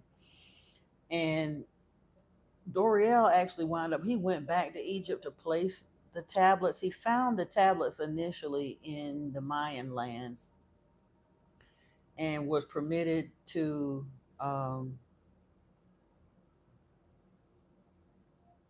and was permitted to translate them, and then he brought the original tablets back to Egypt and basically was told where to bury them in the at the pyramid or the foot of the pyramid, wherever, I forgot exactly. And he didn't say exactly where. He just had to take them back by ship to Egypt, and he was told where in the Valley of the Kings to place them. But Thoth had been saying humans keep trying to figure out how slaves built the pyramid, and Thoth told us straight up he built them with common sense. I don't know how in the world they felt they was gonna get no 20-ton stone up the side of a mountain without being drugged by humans on wooden ramps. Right. Hey, Sean Ducey, welcome. Other chambers I built and left vacant to all seeming, yet hidden within them are the keys to Amenti. He who in courage would dare the dark realms, let him be purified first by long fasting. Lie in the sarcophagus of stone in my chamber, then to reveal I to him the great mysteries. Soon shall he follow to where I shall meet him, even in the darkness of earth shall I meet him. I, Thoth, Lord of wisdom, meet him and hold him and dwell with him always. Now we can get to the sarcophagus, but they ain't gonna let you stay in it long enough. You got to do your fasting and get permission to go there, and then lay there long enough to go into this state, this trance state, to be transported to. And I think the capstone been taken off the pyramid, that part too. So it's a lot of some missing pieces, but it'll be coming back to us. And truthfully, like I said, Thoth's energy is active on the planet. Yeshua energy is active. Inky energy is active on the planet. We don't actually have to have it exactly like this. When the time comes for us to connect with them, we can.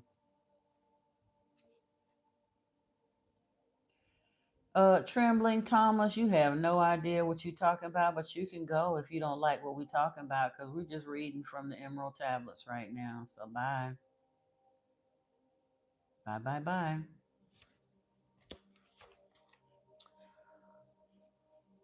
Built I the great pyramid patterned after the pyramid of earth force, burning eternally so that it too might remain through the ages.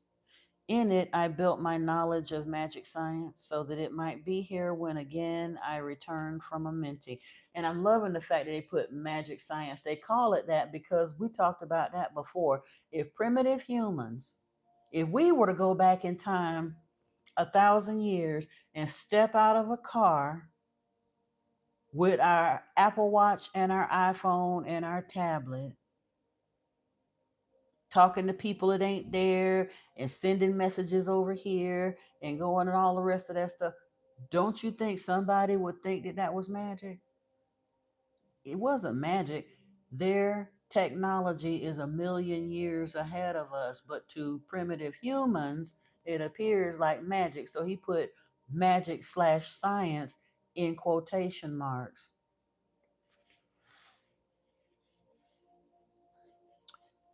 Uh,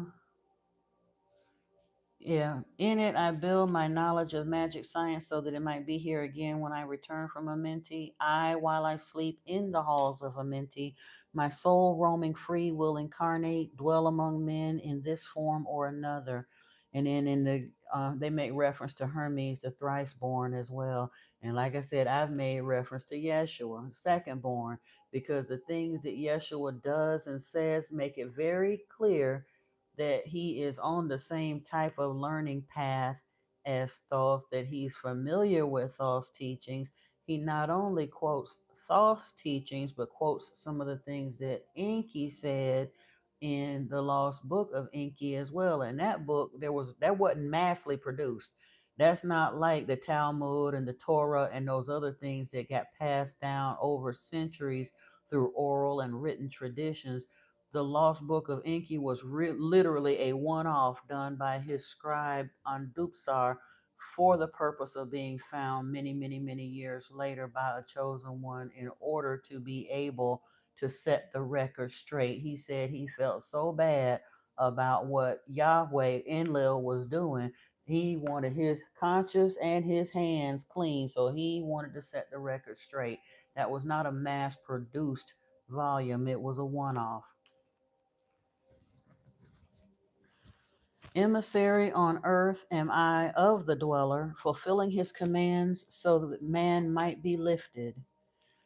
Now return I to the halls of Amenti, leaving behind me some of my wisdom. Preserve ye and keep ye the command of the dweller. Lift ever upwards your eyes toward the light. Surely in time ye are one with the Master. Surely by right ye are one with the Master. Surely by right ye are one with the All. And that was Enki's primary issue. Enlil demanded that we have a worship gene put in us. Enlil demanded that we be lied to and told that they were gods, that we be given these limiting religious systems and things like that. But Enki, his primary mission was for the enlightenment of humanity. Once he gave us his DNA, he saw us as his children and he wanted us. He said he saw the potential for us to be what they are, to be every bit as wise, to be able to accept the technology, to be able to all of those things.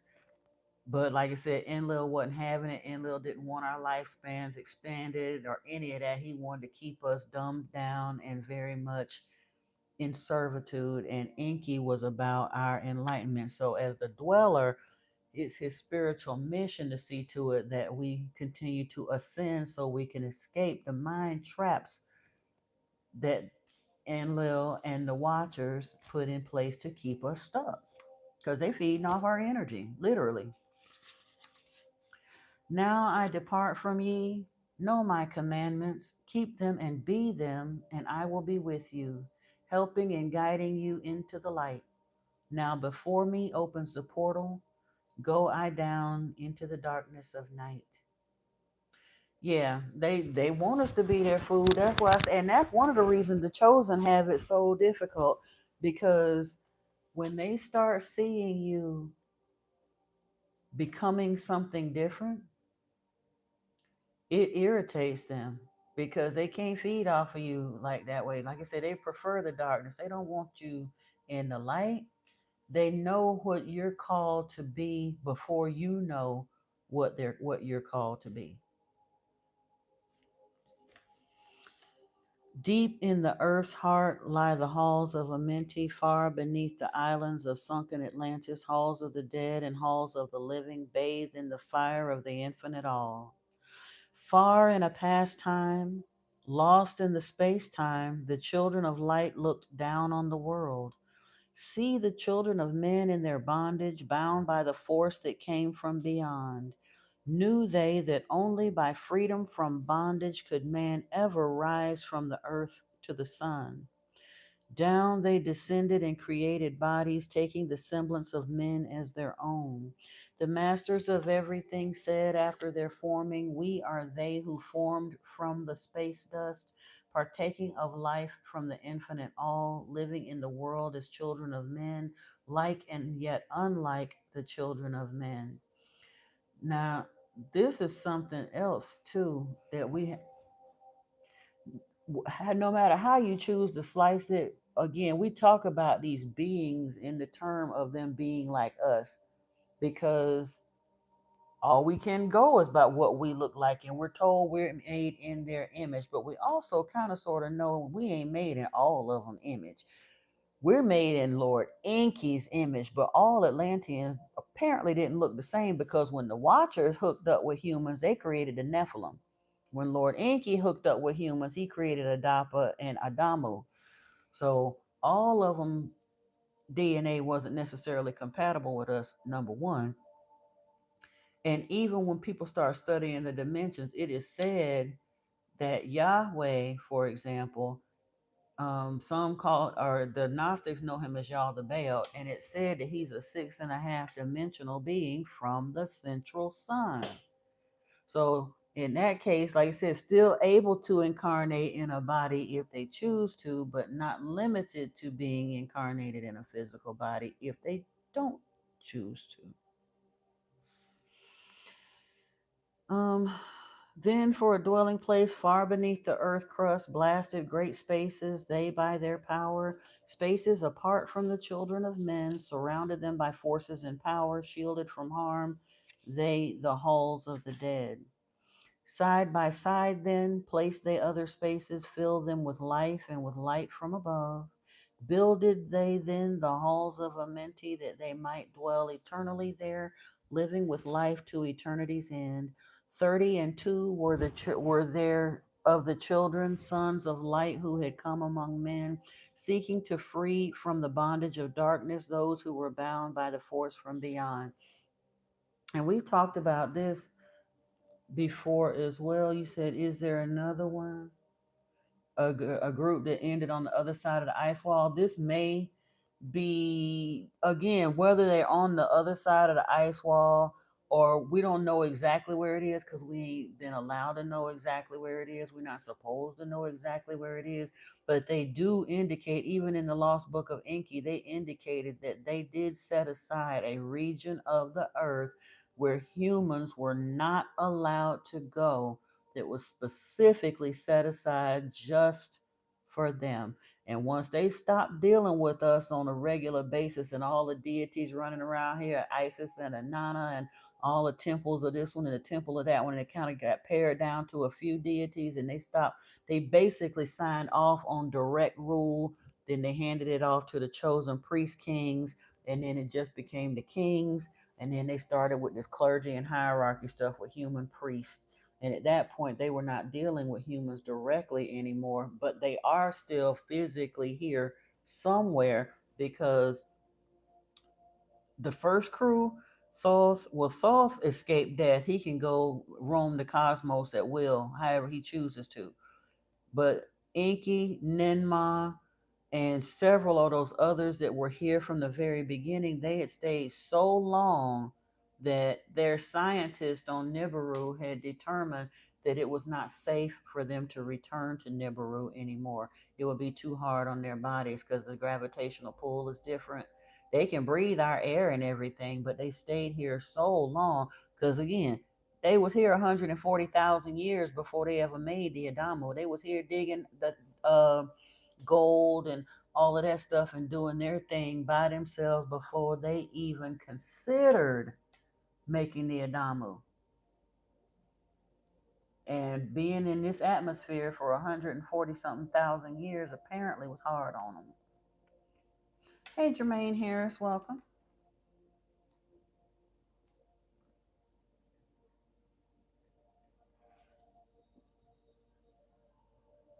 Okay. All right, let me see. So it talks about the 32 and the dweller. And I went through and looked at some of the names because it doesn't tell you exactly which ones returned and which one. I mean, it tells you some of them said they wanted to go back in the Lost Book of Enki, but I mean, there's not like a list of 32 that you can see that chose to stay here. But if you look through the story and see the names that still continue to show up and then look in the glossary, you can kind of sort of pick out about 30 or so of them that would have been still here that chose to stay here. And at that point, even though they're not physically um, walking among men or ruling from the temples and stuff, is like they turned their attention towards seeing to, well, some of them turn their attention towards seeing to the enlightenment, the spiritual enlightenment of humanity. Now, obviously, we got another faction over here, this Enlil cat, Satan of the Eden, that's not really wanting to tend to our enlightenment. They literally doing the ugly boogly to keep us stuck mentally, physically, emotionally, spiritually, all of that. You said the atmosphere is hard on us too. Yeah, but like I said, it really was hard on them. There's one scene in the Lost Book that is kind of poignant and sad when the second visit that Anu makes with his wife, they come in to visit their children, and they said that the children looked older than the parents. That they knew that that's when they started asking the scientists and the medical professionals on Nibiru if anything could be done for them. Can they? Is it safe for them to come back to Nibiru? And the scientists said probably not. They could extend their lives here, but it's taking its toll. They'll still live, like I said, way longer than us, more than half a million years at this point, but not. Yeah.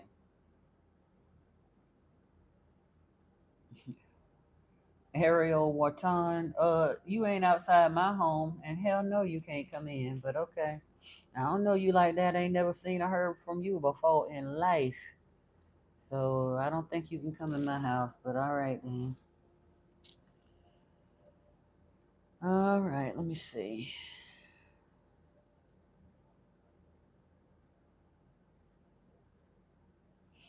Deep in the halls of life grew a flower, flaming, expanding, driving backward the night, placed in the center a ray of great portents, life giving, light giving, filling with power all who came near it. Placed they around it thrones, 230, places for each of the children of light, placed so that they are bathed in the radiance, filled with the life from the eternal light. There, time after time, placed they their first created bodies so that they might be filled with the spirit of life. 100 years out of each thousand must the life giving light flame forth on their bodies, quickening, awakening the spirit of life.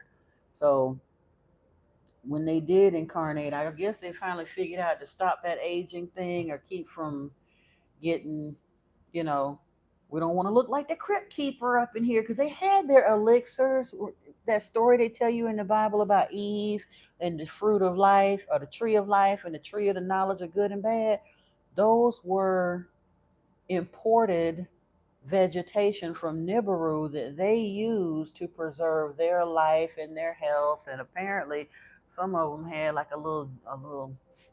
a nippy nip juice because when Yahweh got to drinking on it. Him and Ninma's scientist lady Sud, one of her scientists, him and Yahweh literally got drunk on whatever their elixir was that they make from their special plants and literally violated that woman. That's why he was exiled the first time for essaying one of her workers, and they let him out of exile because the girl got pregnant and she agreed to marry him. She forgave him and agreed to marry him. And so rather than them have a bastard royal running around, they allowed the marriage and he was allowed out of exile.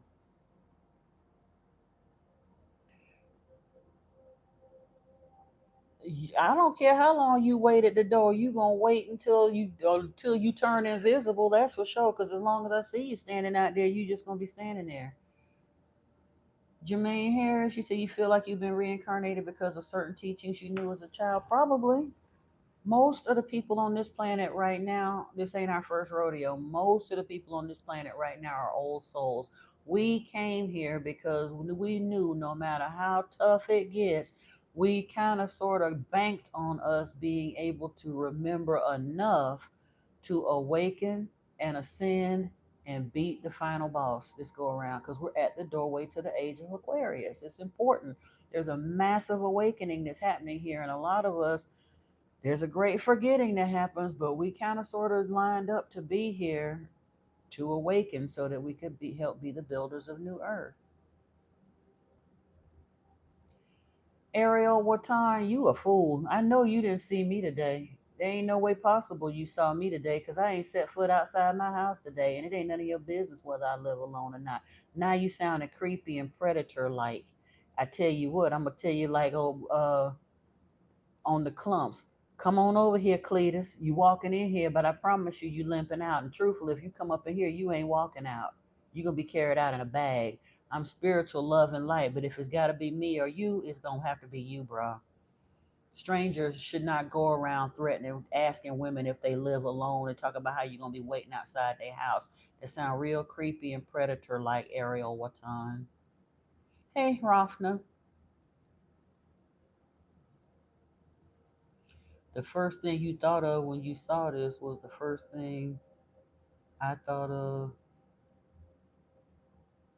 You sound like you done lost your mind too. Bye. You really can't see much then, can you? But that's okay. Come on, like I said, come on up in here and see what happened to you. That's what you do. First off, by the time Michael get through with you, you be all right. Cause I'm never alone. Even when my roommate ain't here, I'm never alone. Cause I keep Archangel Michael, Archangel Raphael, and Yeshua on deck. That part. You can't do no more than spirit allow you to do to me. So I ain't never scared. Hear what I say? There in the circle from eon to eon sit the great masters living a life not known among men. There in the halls of life they lie sleeping, free flows their soul through the bodies of men. Time after time, while their bodies lie sleeping, incarnate they in the bodies of men, teaching and guiding onward and upward out of the darkness into the light. There in the halls of life, filled with their wisdom, known not to the races of man, living forever beneath the cold fire of life, sit the children of light.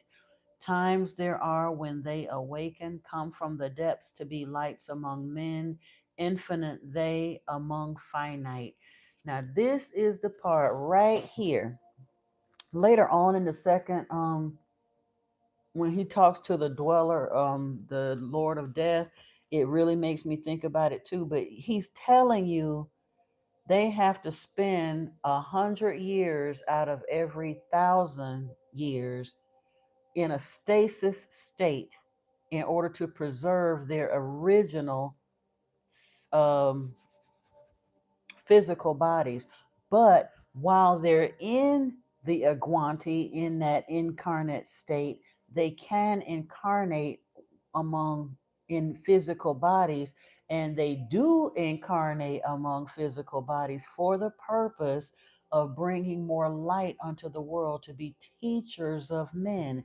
And that is part of the reason why Our Ariel Watan, you just being creepy, and I really yeah, you getting ready to get deleted because now you throwing the babies and stuff in there. You sound real predatory, and that's not cool. I'm reading the Emerald Tablets, Jermaine Harris, and now well, now that we've read that though about that, let me see. They're in the circle because it talks about they have the flower of life flaming, expanding. It literally is feeding their bodies when they're in the Iguanti, but they can incarnate in these 32 that have chosen to stay behind, whether they chose to or they had to. Potato, potato. They're here, but they're not physically amongst us, but they go into this stasis state. But while they're there, it says, in the halls of life, they lie sleeping, free flows their soul through the bodies of men. Time after time, while their bodies lie sleeping, incarnate they in the bodies of men, teaching and guiding onward and upward out of the darkness into the light.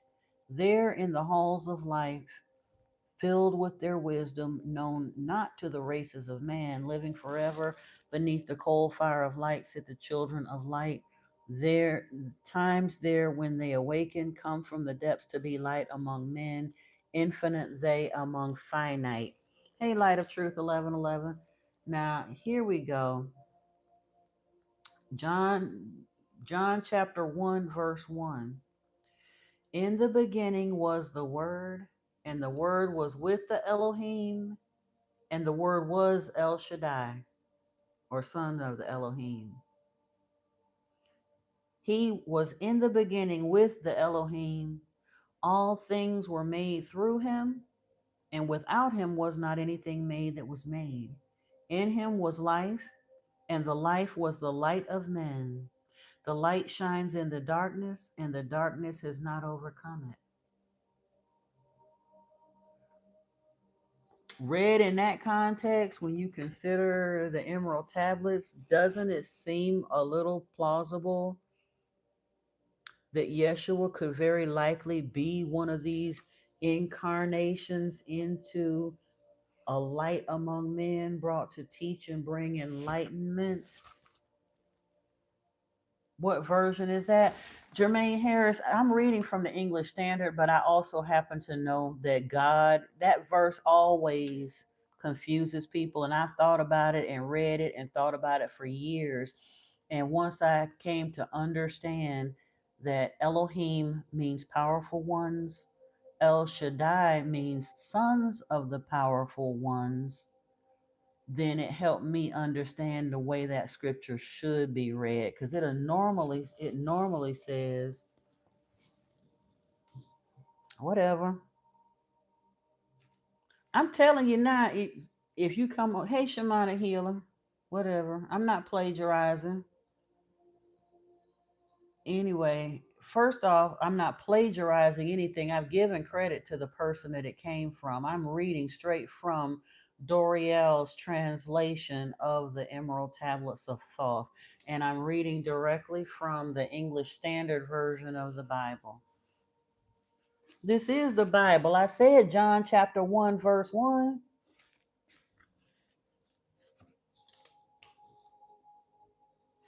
Thank you. Go ahead, Supreme. You can go ahead and time him out for as long as you like to. Oh, he was okay. Because now, again, I'm not worried or I'm not scared. Because I promise you, if he come in here, he ain't walking out.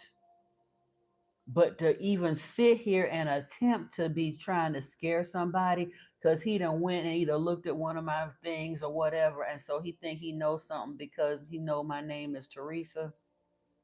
Whatever.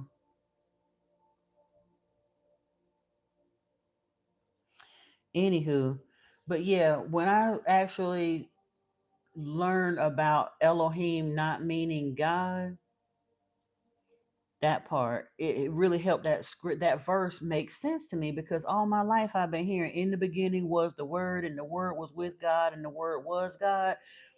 They try to use that to support the Trinity, but how in the world are you gonna be God and then sacrifice yourself at the same time, and all of that other nonsense that come along with it?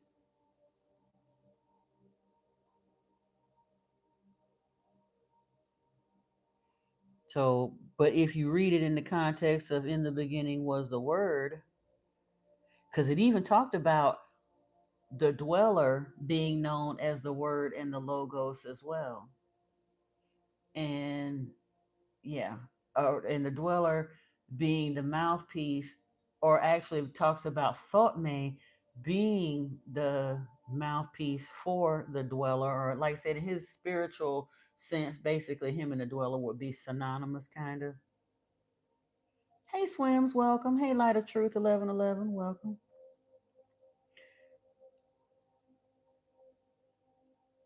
No, Elohim means powerful ones.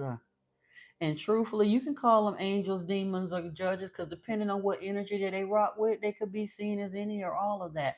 But the Elohim are the powerful ones. That's what it means in its real translation. Again, the scripture church lied and said it means God. It does not.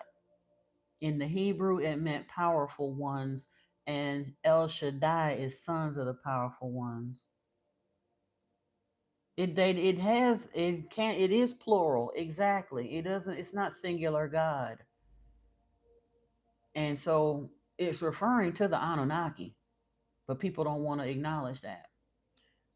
But anyway, like I say, when you actually look at the second part, we're in the Emerald Tablet too, when it's telling you that they go into the Agwanti state for 100 years out of every 1,000, and while they're in this Agwanti state, they're basically recharging their physical bodies, but they can still put their consciousness in a physical avatar and incarnate into a body to come amongst humans and be a teaching and guiding light to help humans ascend to in their consciousness. Isn't that what Yeshua came to do? John 3:16 says, "For God, or Elohim, loved the world so much that he sent his son, so that whoever believes like him may not perish, but have eternal life." Like Thoth got to a point where he stayed in his Agwanti and did the spiritual work as he continued to go through and through and through. And eventually he got to a point where he no longer has to perish, but he attained eternal life.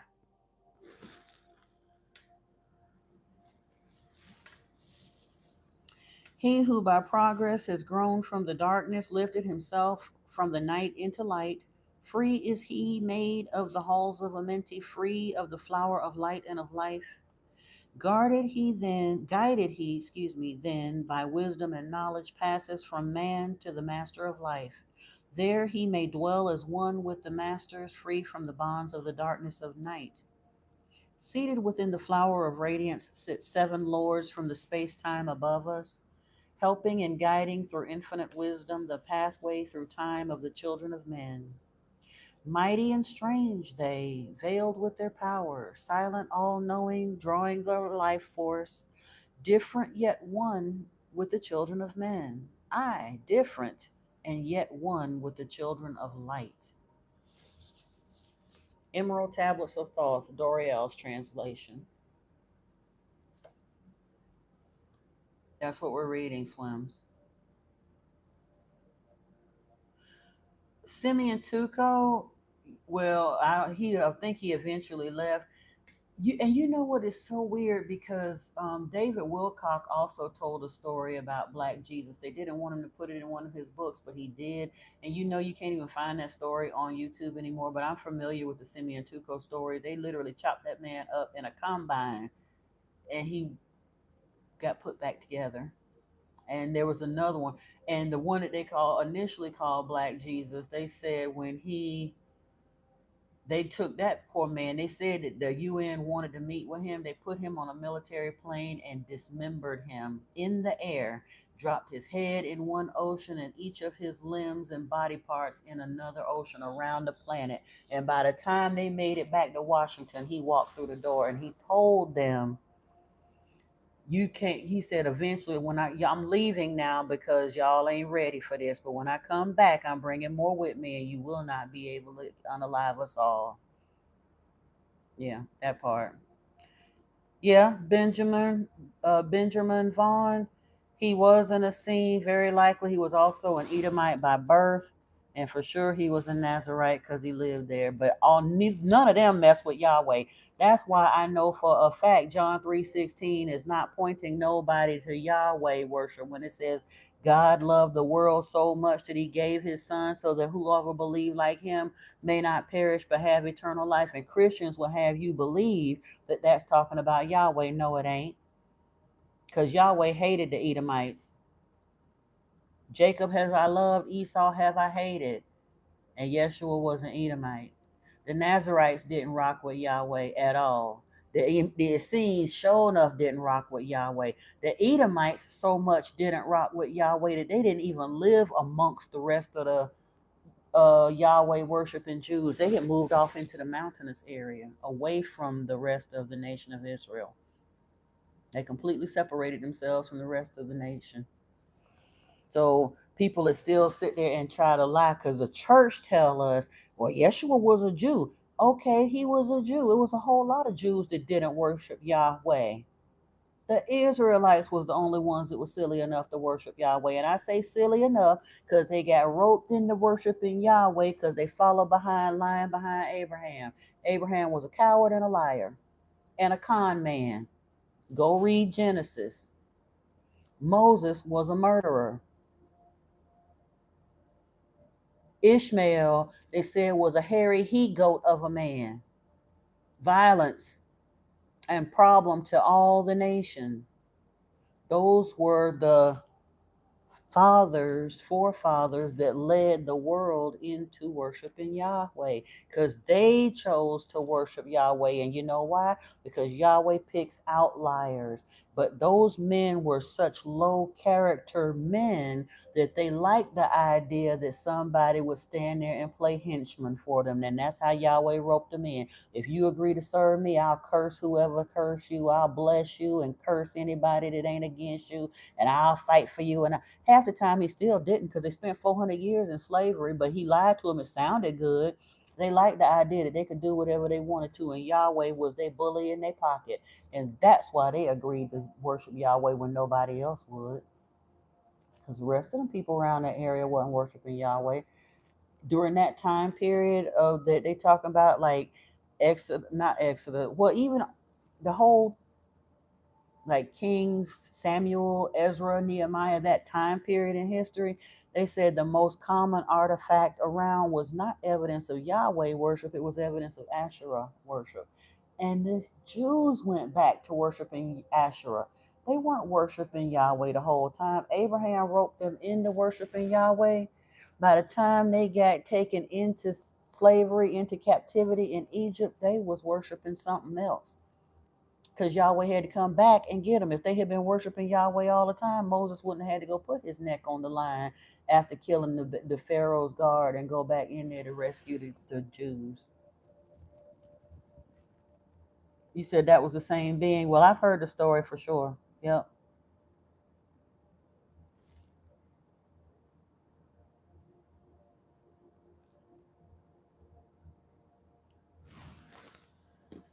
You said Yahshua was a Judite worship. A Hayat? No, he didn't. No, he didn't.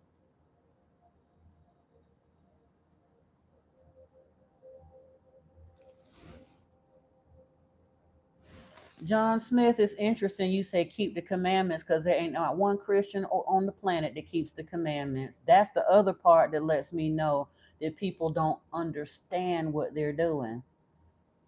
Even Paul says that the new congregation, yeah, Jesus said this, but I say this. But he the calls the Christian congregation Israel of God. The Israelites allowed what we call spiritual Israelites to come in their midst. If you wanted to become an Israelite, if you were not born into the nation, you could choose to worship Yahweh, and you could hang out, live amongst, and everything with the Jews if you were willing to become circumcised, if you were a male, and if you were willing to keep the Mosaic law and keep Yahweh's commandments. One of the things that they got in trouble with, even the whole nation of Israel, In Ezekiel, Yahweh said he was done with them because they profaned his Sabbath days. They weren't keeping them accurately. Paul came around and screwed the Christians over 6 ways from Sunday because, number one, Christianity under Nero changed Sabbath from Saturday to Sunday. So that's the weekly Sabbath. Every week you pissing off Yahweh because you done moved his Sabbath day when he didn't tell you to. So ain't no keep the commandments.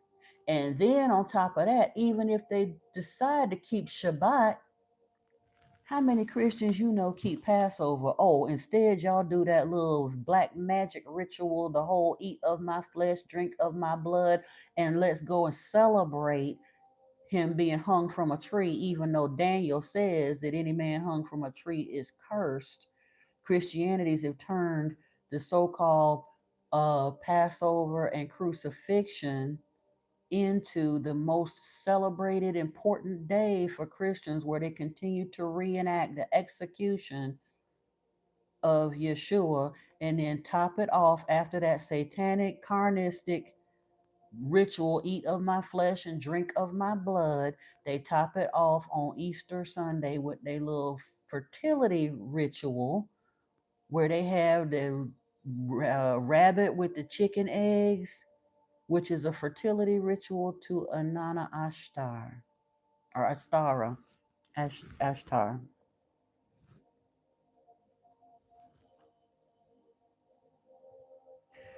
No, I'm not talking about no nighttime fiction stories. You said you can't tell if I'm Jewish or black. How about I'm human and it ain't none of your business? I'm not a Jew by faith at all. I don't know whether or not I have Jewish roots. I'm probably of the line. I'm a Yeshua descendant. Yeah, I'm of the line either of Melchizedek or Yeshua. But either way, that don't mean a hill of beans in the world political scheme because I'm not a Jew by faith at all. I am not a Yahweh worshiper at all.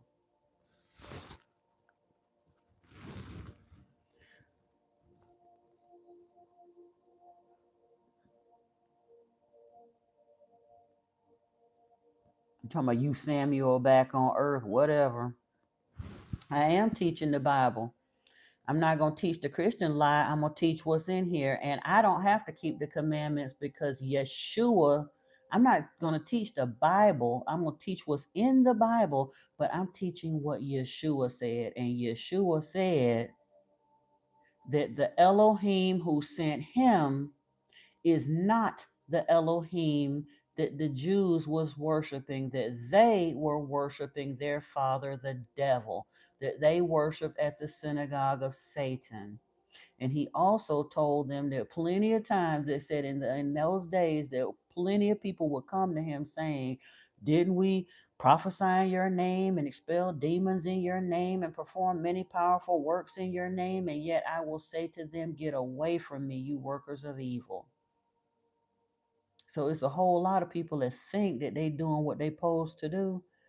I don't have to keep the commandments because Yahweh ain't my God. So you keep them if you want to. I'm just saying Christians claim that they worship Yahweh, but even if they choosing to worship Yahweh, Yahweh hates it when anybody deviates from his word. And Paul got the entire Christian faith screwed 6 ways from Sunday by telling them that they no longer have to keep Passover because of the death of Yeshua. But the very last thing that Yeshua did before they put him on that tree was keep the Passover meal, because it ain't had nothing to do with him ransoming the blood and all the rest of that. Passover was given to them as a commandment in gratitude from them being delivered from Egypt. Didn't have nothing to do with original sin. It was about the beginning of the covenant between Israel and Egypt when he delivered them out of Egypt by having them have that last meal. They had to eat ready to roll. They had to sleep ready to roll that night. But the specific instructions in the scriptures said that they were to slaughter a yearling sheep or a ram, perfect, without blemish, and they were to consume that all in one night. There was to be no leftovers. It was to be served with bitter greens and unleavened bread. And in the event that they didn't leave the house the next day, they could not have any leaven in their house for 7 whole days. But when they ate that meal, they were to be fully dressed with their sandals on, and there was to be no leftovers of the lamb or of the ram or the sheep, and they were to take the blood and smear it over the doorpost, so that when the angel of death passed over, that they would pass over their house and only slaughter the Egyptian firstborn and not the Israelite firstborn. So unless Christians are keeping Passover and slaughtering a lamb every year and putting blood on their doorstep, because he told them that they were to keep Passover forever. Yahweh, Yeshua's death does not absolve any worshiper of Yahweh from keeping Passover. And Paul got all of the Christian congregations screwed over 6 ways from Sunday by telling them that Yeshua's death absolves them of keeping the commandments. It might absolve us of keeping the Mosaic law, but the 10 Commandments was written by the hand of Yahweh himself.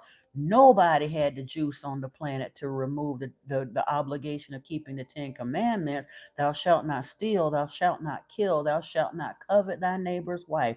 But it also say in there, thou shalt keep my holy days unto me holy.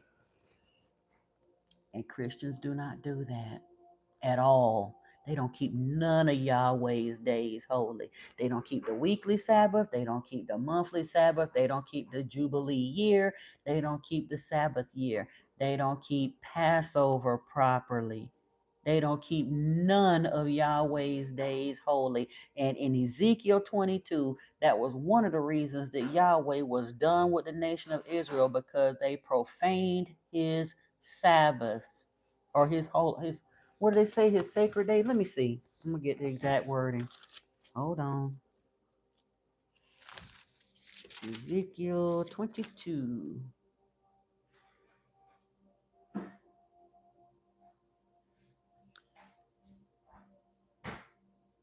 And the word of the Lord came to me, Son of man, say to her, you are a land that is not cleansed or rained upon in the day of indignation.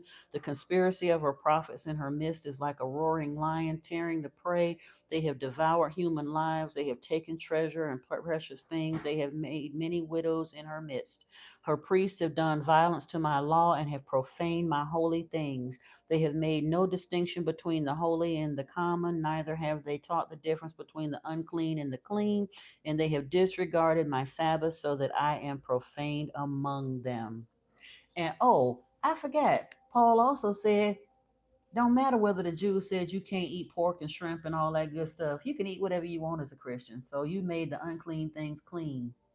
That part. Christians are effed 6 ways from Sunday. If Yahweh was actually the so-called true God, and they was dependent on entrance into heaven, fooling with Yahweh, they would all have a ticket to hell just based on that, because Yahweh is exacting. He done told you he's a jealous God and he's an exacting God. But they run around thumping their chest and popping their collar and telling all the unbelievers how they going to hell, and they don't even know they got a front row seat on the bus, just based on the fact that they do not keep the Sabbath, they do not keep Passover. They don't have no idea what they're doing. Hey, Kevin Underwood, you are so welcome. Oh, no, Jermaine, it wasn't just spiritual circumcision. If you want to, again, that's another biggie. Christians don't think, and again, I'm not an advocate for circumcision, either male or female, but I'm saying in the scriptures, when people decided that they wanted to align themselves with the nation of Israel and they wanted to enter into her midst and dwell with her people, they had to physically circumcise, even if they was adults. That's how they wound up unaliving all of the men who of the tribe, whoever, the story in the Bible where Diana take her little fast tail out there and go hanging out with some ungodly folks in the tribe where she wasn't supposed to, and one of the dudes took advantage of her. And the Israelites is so shysty till they lied to them people and said that we'll make a treaty and we'll forgive her and all of that. But in order for you to be accepted in our midst, all of your men have to be circumcised. And when those men was laid up on their sick beds from being circumcised, the nasty ass Israelites went in and slayed all of them. One man violated one Israelite girl, and they used that as an excuse to unalive that entire tribe of men that came to try to work it out and make amends for what their son had done.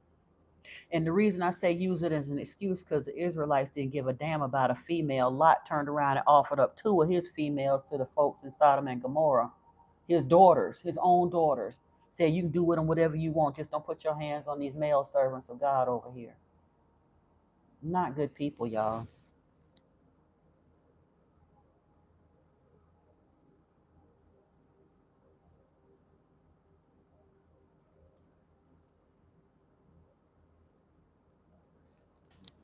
You say true AF patriot is called the New Testament.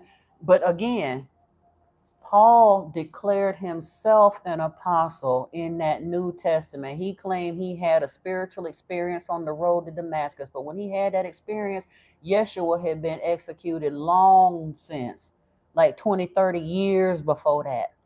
So he went and on some trust me dude and declared himself an apostle and then took the remnant of Yeshua believers in a completely different direction. But Yeshua said that was going to happen. He told them that there would be coming along one after they unalived him, that one would come along that would leave humanity lost for thousands of years. He knew it was going to happen.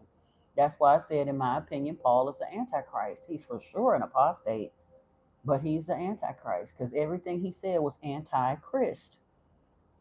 Jesus said this, but I say this. And all of the braggadocious, judgmental, just stuff that Paul comes up with. And he literally went directly to the remnants, the congregations of Yeshua's believers in Corinth, in Galatia, in Philippi, in Philadelphia, in Thessalonica. He literally sought out the remnants of Yeshua believers and gave them misinformation and told them that this is the new direction we're taking. That's what happened in the New Testament. But who authorized anybody to give a New Testament? Yahweh didn't tell them to do that. That was a vehicle of the Roman Empire.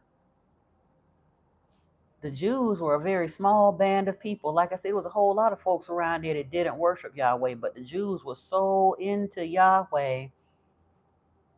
And Rome are sun worshipers, but that whole Christian religion thing that they was putting up, that's a very Luciferian religion. Yeah, I'm sorry to tell you, folks don't understand that, but that Catholic Church is a Luciferian organization.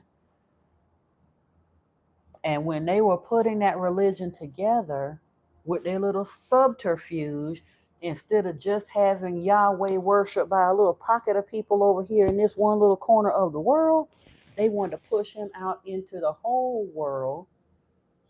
And they did it by using the story of Yeshua's so-called martyrdom as the bridge that would push Yahweh out into the world. But truthfully, that concept of original sin and all that stuff the church made up. There was no original sin. That's the excuse that they used to rinse his blood off their hands in the middle of that story. Because somebody, if they read with comprehension, will figure out that the scripture said they delivered him up to the Romans. Which Romans? Oh, the Roman Empire. Oh, them same Romans that turned around and made Christianity a religion in 325 AD. Yep, them same Romans. So people jump into Christianity supposedly for love of Yeshua, but it's a religion that literally killed Yeshua. and then hoodwink people into thinking that that's a good thing. So you are paying your tithes and bowing and scraping and celebrating his death with the depiction of the murder weapon around your neck, tattooed on your bodies, on the bumper stickers, sitting on the top of the building, got him splayed out on the cross as if it's a good thing. That's the murder. The cross is the so-called murder weapon. Let y'all tell it. That ain't the way the story really went. But this is how depraved that they've gotten Christians being, that people have accepted that lie so wholeheartedly that we see it as a good thing. It's kind of like that president back in the day that said, I had them niggas voting Democrat for the next 200 years. That one. Same thing. Yahweh turned around and did it to the Christians. Watch this, Inky. Not only am I going to kill your boy, but I'm going to have all of the people that used to believe in him still turning around and worshiping me anyway for the next 2,000 years. How you like me now? And he did it. And Christians still go for the okie doke to this day.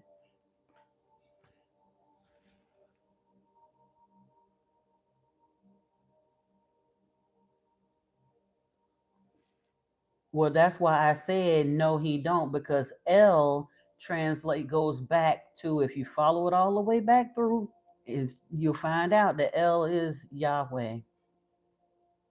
He was absorbed later by Yahweh.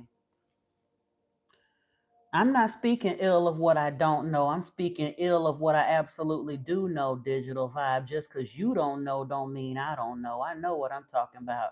If you don't like what's being said here, peace out, brother or sister, whoever you are. But I speak absolutely ill of it because I love Yeshua. And they still didn't get they didn't get the message. And when they did, it ain't that they didn't get it, they didn't want to hear it. And they set him up by literally lying on him. Oh, he said he the king of the Jews. He said he was God. He didn't say that. The Jews said he said that, and that was the excuse that they used to deliver him up to the Romans. He was being brought up for charges of treason for subverting the Roman emperor's power by saying he was a king. That was what they accused him of doing. And yet, when Pontius Pilate questioned him, the scriptures say he said, I can find no fault with this man. Why don't I release him back to you? And the Jews were adamant, well, it don't matter whether you find him guilty or not. They demanded his death anyway. They said they would rather that they release the thief or the murderer that was hanging up there with him, but not him, even though Pilate couldn't find him, no fault in him. But the Jews demanded that they execute him anyway. So don't tell me about talking about what I don't know. Why am I preaching it? I'm preaching it because people need to know the way they've been lied to. We still 2,000 years later still worshiping this devil in the name of Yeshua and don't have no idea. So I'm gonna keep preaching it. Yeshua preached it until they unalived him, and I'm gonna do the same thing because I love Yeshua. That's why.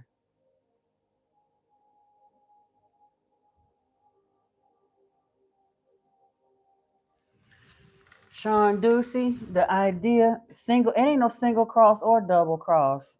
You said single cross or double cross. You say no, no, they double cross him, but ain't no. It's not even possible to hang a human the way that they claim they do on a cross. The cross, if you actually do your anthropological or historical work, you will find out that the cross was a symbol of sun worship. Constantine, Emperor Constantine, is the emperor that was on the throne in Rome when Christianity was authorized at the First Council of Nicaea in 325 AD. Constantine was not a follower of Yeshua. He was a sun worshiper, the sun up in the sky, and the cross was his symbol of sun worship as seen on his official seals, on the money, and everything else that they had at the time before the Yeshua story even factored into it. Y'all have no idea.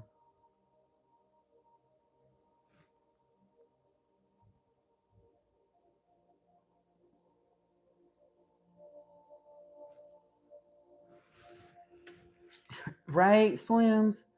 That part. They don't even understand what they're looking at. And again, they made jewelry out of it. They point it out like this is such a beautiful thing. No, it ain't.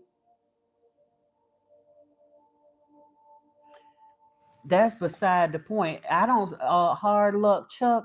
There's a lot of symbols around that they don't show an empty cross. They literally show his emaciated, dragged out body with the crown of thorns on it. And every year, even if you watch regular television, you're going to see somebody doing a passion play showing him dragging his own cross up the hill to Calvary and all the rest of that stuff. Stop it. Hey, Mike Hooley, welcome. Hey, Chetali Patil, welcome. PTSD Root, Rex Nukes, purple. Can't you tell? Purple is my favorite color. Do y'all think Yeshua takes offense or ignores ignorant Christians to worship and pray to Jesus Christ? Of course, he takes offense to it. He understands why they do it. But I mean, he told me, he was like, if I were to come back here physically, there's not one of these organizations that I would be affiliated with. I would sit down and braid another whip. That's what I do. So that's what I heard. Now, whatever. Sean Ducey, you say, where is the Most High God? That concept of the Most High, that's a Christian fallacy that you need to learn to get out of your head. The Anunnaki acknowledged the benefactor or the actual creator of this planet, the one who in the beginning, where it says in in Genesis 1:1, in the beginning, God created the heavens and the earth, and God said, let there be light and all of that. That being they refer to as the creator of all or the father of all beginning. They don't even have direct interaction with him. They didn't even have a name for that being. They just refer to that being as the creator of all or the father of all beginning, because that being didn't demand worship of us. That worship thing is entirely a Yahweh fabrication. He was the one that insisted that we have a worship gene literally installed in us to make us want to worship something. And then they paraded around and put that lie out there to tell us that they were gods. That's why we couldn't see their faces. It's not that seeing their face would have made us explode or nothing. They talked to us behind the wall and the smoke and the flame and the fire and the whatever zipping around in their little vimanas, but they would not show their faces because that helped lend to the believability that they were invisible gods, but they were not. You said, yep, ears that cannot hear. But that didn't Yeshua say? That's was exactly what's going to happen. Even in the Gospel of Judah, he realized that most of his disciples, almost all of his disciples that he preached to back then, they still didn't get his message. He knew they didn't get it. That was one of the reasons he said that Judas, even though Judas was kind of sort of selected to play that role in the Passion Play, he knew that Judas was more spiritually adept than the rest of his disciples, and Judas did know who he was and where he had come from, that he was basically sent from Adam of light, but he still had a part to play. So he was like, you kind of, well, more reprehensible than even the rest. Okay, well, Golden, whoever you are, bye. If you don't deny the crucifixion, then guess what? In Revelation, when it talks about those that follow Yahweh, basically you ain't gonna have to worry about a burning hell. But it does say that a third of the planet that the blood is going to run horses bridle high and for almost 200 miles long, because almost a third of the population of the earth is going to be destroyed at the Battle of Armageddon because they refuse to let go of the lies and continue to follow Yahweh, Satan, the devil. And they'll be destroyed for it. So that's your business. If you gotta leave, you don't deny the crucifixion, well, be gone with you then. Because again, go read Daniel where it tells you any man hung from a tree is accursed.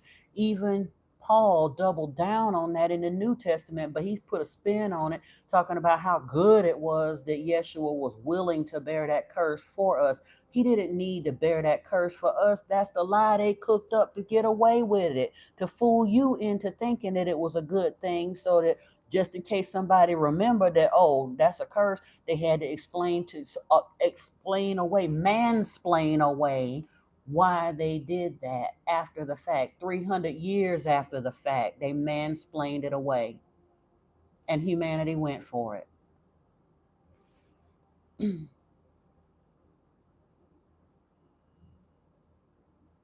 You said, what is Yeshua? The being that y'all call Jesus in the Bible. Jesus is not Yeshua's name. His name would have either been Yeshua, Yehoshua, or Isa. Isa ben Nazariah. Jesus means hail Zeus. Zeus is one of Yahweh's other names in a different pantheon. So I do not refer to Jesus in the scriptures, because that's another part of the lie that they put out there. They got a whole lot of other stuff in there that didn't have nothing to do with the Hebrews of that time period. Why do you think all of the holidays, holy days that go along with Christianity, every single holy day that is celebrated within Christianity, has very much diverse pagan origins? And I'm not saying pagan in the same context that Christianity does, because they want you to think it's so evil and all that. But I'm like, it ain't it that it's evil. It's the same. Christianity looked down on whatever's pagan, but Christianity is one of the most pagan religions on the planet.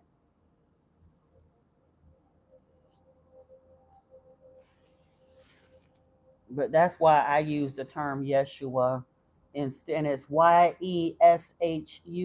because there was no J in the Hebrew language.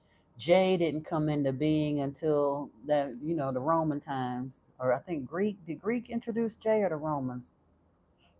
It was way after Yeshua's time, though, that the J got introduced. Um, I was in I had gotten sidetracked because we were in the second of the Emerald Tablets. Bear with me a second. We got off on something else. But Mike Hooley, I think that should have answered your question there.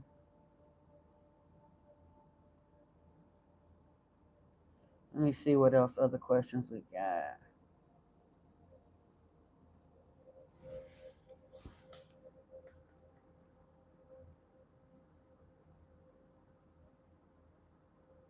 The trolls, yeah, they trip. Did I answer your question about Yeshua, Mike Hooley?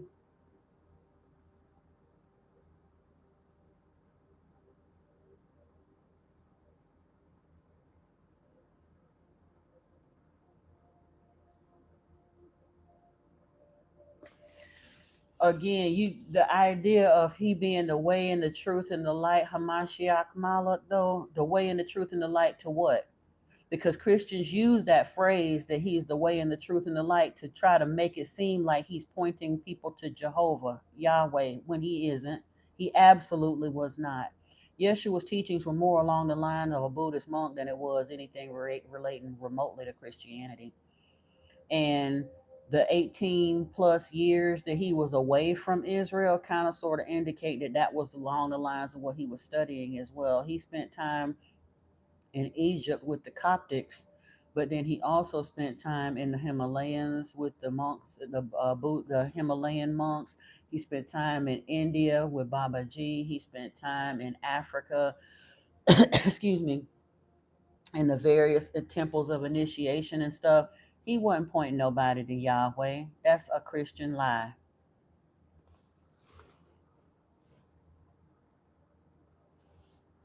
Okay, I'm glad you finally got to where we made some sense for you, Mike Hooley. Or Mikhail Hooley. I'm so sorry. Or Mike L. Hooley. I don't know, whichever. However that goes. But let's see. We're going to get at least through the second tablet. So let me finish over here. We're going to go back. Uh, let me see. I'm going to reread part of this. There in the circle from eon to eon sit the great masters living a life not known to men. There in the halls of life they lie sleeping, free flows their soul through the bodies of men. Time after time, while their bodies lie sleeping, incarnate they in the bodies of men, teaching and guiding onward and upward out of the darkness into the light. There in the hall of life, filled with their wisdom, known not to the races of man, living forever beneath the cold fire of life, sit the children of light. Times there are when they awaken, come from the depths to be lights among men, infinite they among finite. He who by progress has grown from the darkness lifted himself from the night into light. Free is he made of the halls of Amenti, free of the flower of light and of life. Guided he then by wisdom and knowledge passes from man to the master of life. There he may dwell as one of the masters, free from the bonds of the darkness of night. Seated within the flower of radiance sit seven lords from the space time above us, helping and guiding through infinite wisdom the pathway through time of the children of men. Mighty and strange they, veiled with their power, silent, all knowing, drawing the life force, different yet one with the children of men. I, different and yet one with the children of light. Custodians and watchers of the force of man's bondage, ready to loose when the light has been reached. First and most mighty sits the veiled presence, Lord of lords, the infinite nine over the others from each cosmic cycle, weighing and watching the progress of men. Under he sits the lords of the cycles, 3, 4, 5, and 6, 7, 8, each with his mission, each with his power, guiding directly the destiny of man. There sit they, mighty and potent, free of all time and space, not of this world they, yet akin to it, elder brothers they, of the children of men. Judging and weighing, they with their wisdom, watching the progress light among men. And it's interesting, even Ninma acknowledged that the hominid that they found on Earth, that they ultimately wound up hybridizing to create Homo sapiens sapiens, she said that a million years ago, that hominid could have likely have been them. They basically are the evolved version of what they felt like we were in the process of becoming. So they just use their scientific know-how to speed up the process by 2 to 3 million years. That's all. Let me see. There before them was I led by the dweller, watched him blend with one from above. Then from he came forth a voice saying, Great art thou, Thoth, among children of men, free henceforth of the halls of Amenti, master of life among children of men. Taste not of death except as thou willest, drink thou of life to eternity's end. Henceforth forever is life thine for the taking. Henceforth is death at the call of thy hand. Dwell here or leave here when you desireth.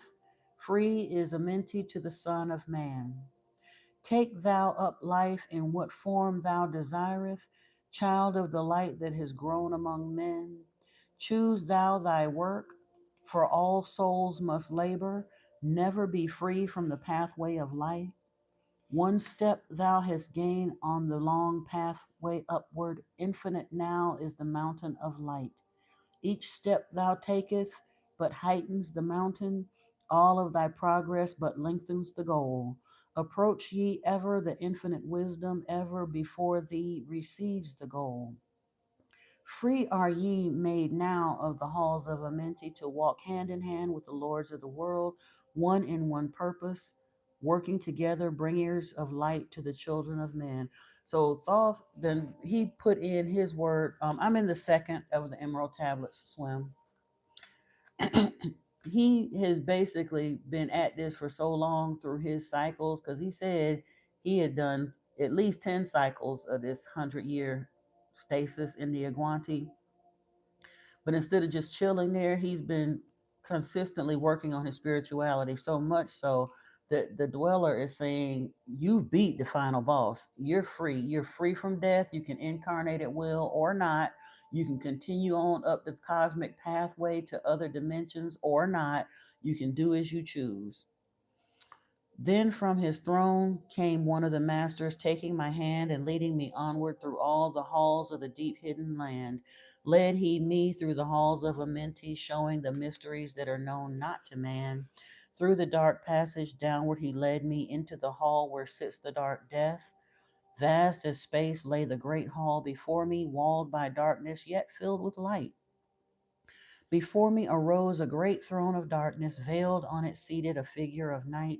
Darker than darkness sat the great figure, dark with a darkness not of the night.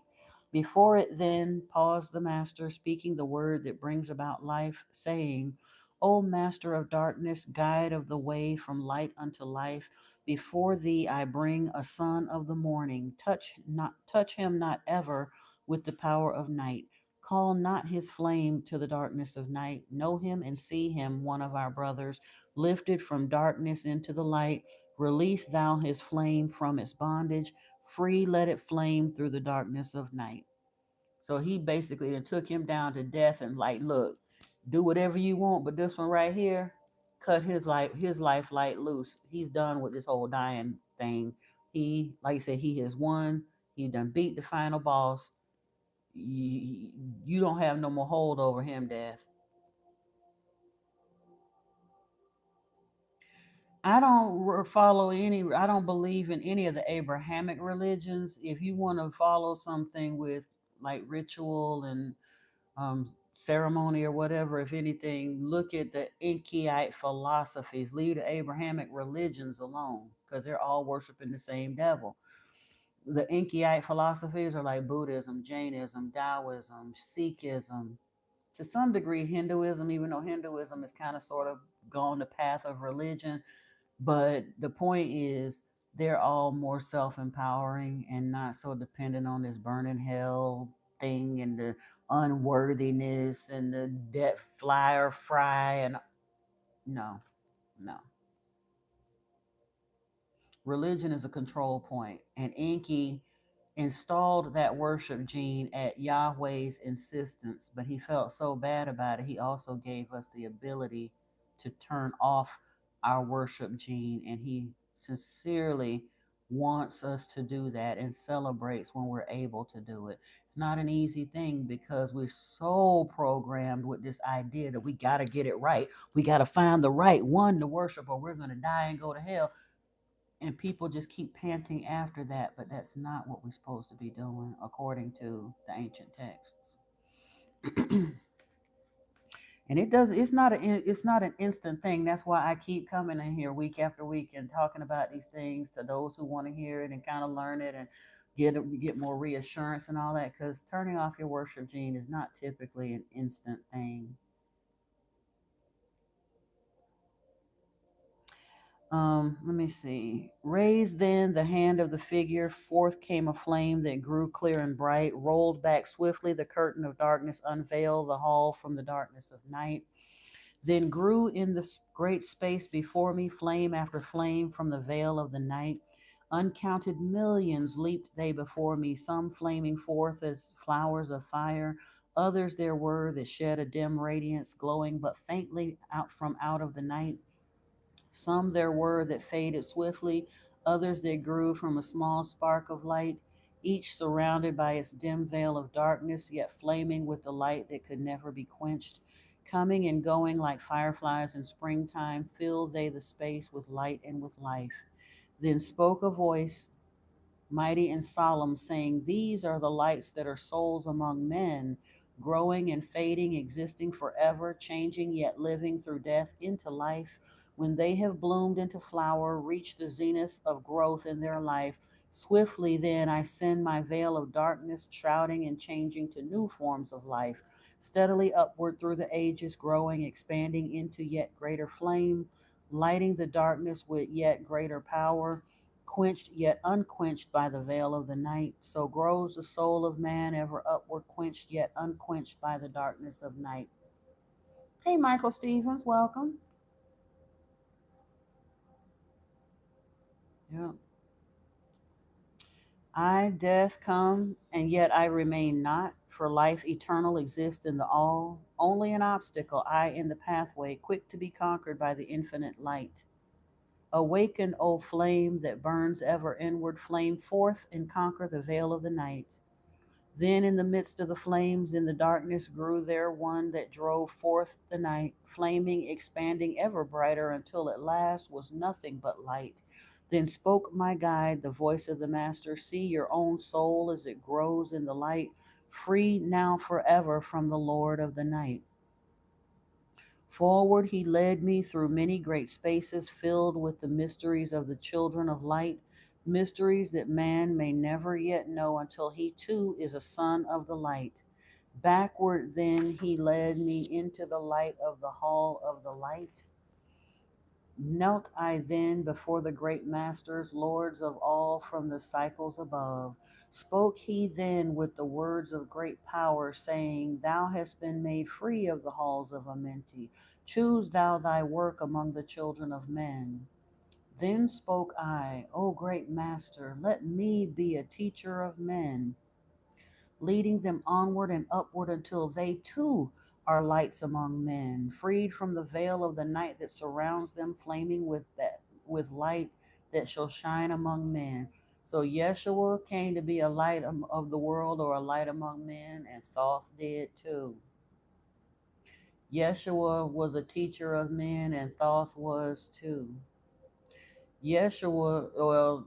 Thoth escaped death, and it said that Yeshua did too. But that's why I'm saying, when you see all the correlations, is it hard to believe that Yeshua could be the second incarnation of Thoth? If Hermes was the thrice born and he came along in 500 AD, is it hard to believe that Yeshua could have been the second born in 33 AD? Not to me, it's not. Spoke to me then the voice, go as ye will, so be it decreed. Master are ye of your destiny, free to take or reject at will. Take ye the power, take ye the wisdom, shine as a light among the children of men. Upward then led me the dweller, dwelt I again among children of men, teaching and showing some of my wisdom, son of the light, a fire among men. Now again I tread the path downward, seeking the light in the darkness of night. Hold ye and keep ye, preserve my record, guide shall it be to the children of men. So for real, is talking about the, like you said, it started out there telling you that Thoth came among men basically after the flood story, when humanity then got this dramatic reset, that he's continued on through time amongst men, yes, but when he's in his Agwanti state that he has to do every 100 years out of every 1,000 in order to preserve his physical body here on earth, he's been putting in that spiritual work, and he's done it so much that he beat the final boss. He is free of death. But rather than just continue on the pathway of ascension past earth, he asked for permission to stay among his work. He wanted to be to stay among the children of men until humanity's consciousness begins to ascend also. So he wants to be a teacher of men. He wanted to go back into the children of Kim first, and then he went into the Mayan lands. And after all of that, like I said, that was thousands and thousands and thousands of years ago.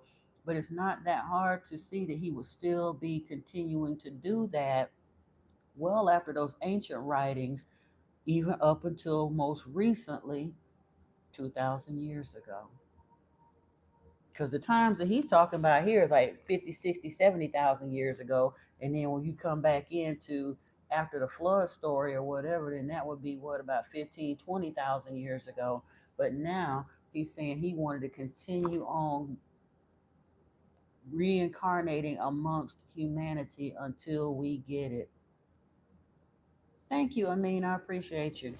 But y'all, that is a good place for us to. Well, no, he ain't setting them up. He's trying to help save us. Yeshua, Yahweh, Enlil is the one that basically set us up. Thoth is trying to help us free our minds.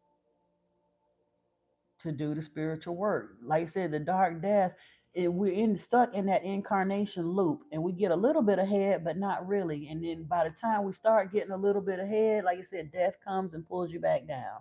Then you come and incarnate again, and you might get a little bit more wisdom, but death comes and pulls you back down. That's what he's describing earlier in there. He's saying he's trying to help men ascend higher so that eventually they'll do the same thing that he did and ascend high enough to pop loose and free themselves from the dweller of death.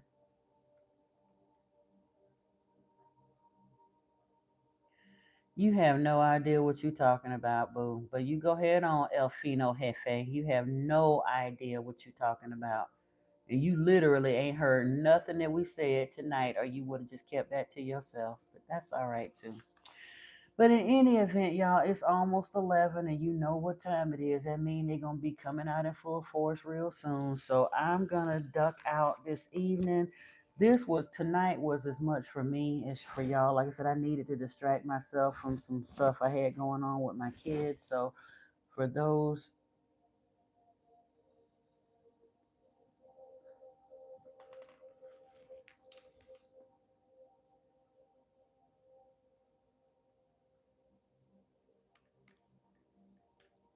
hold on, y'all. This is important. I'm sorry.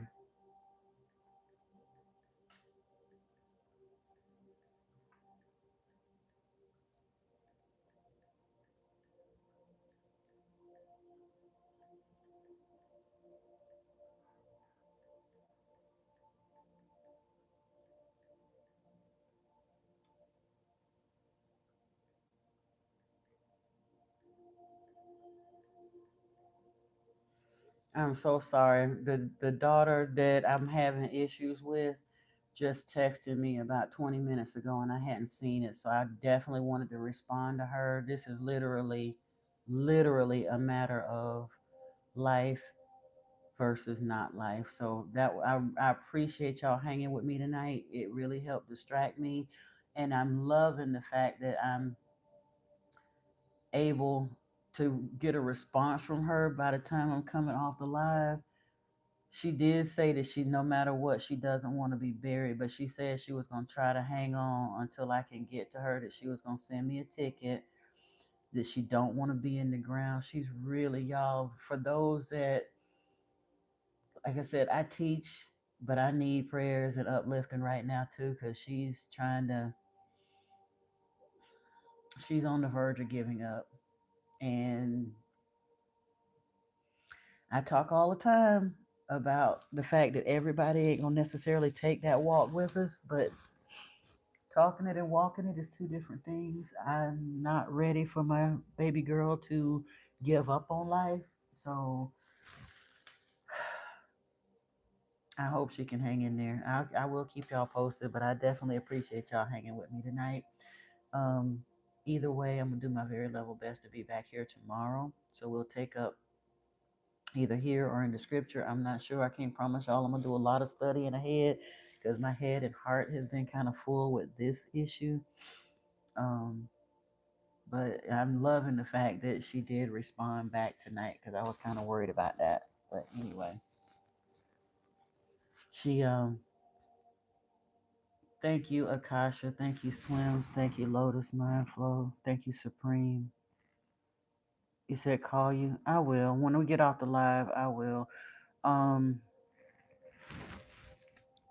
yeah, prayers. And I don't like to ask often. If you feel so inclined and you're within the sound of my voice and are moved to buy me a coffee, that would be greatly appreciated. I am trying to figure out how to get to Norfolk to see about her and hope that I'm gonna be there in time. She is at a point now where she's doing the physical destruction thing. She's been on a 4-day bender and she's little, like tiny. Her weight is down to 94 pounds now, and she lost the will to eat or drink. Stop it. This is not the place for that. Don't make me cuss you out, whoever you are. I'm here having a heartfelt moment with the people that have spent the last 3 hours with me about something that's super important to me. Don't come in here about no drugs. Yeah. But in any event, honey, right now, like I said, however it goes, prayers, intentions, energy work, where two or more are gathered together, we are powerfully connected um, through the unified field, whatever we're entangled, so to speak. So yeah, I'm just I'm just hoping her body holds up at this point. Like I said, she has taken physical measures before, and she's not going to do that. But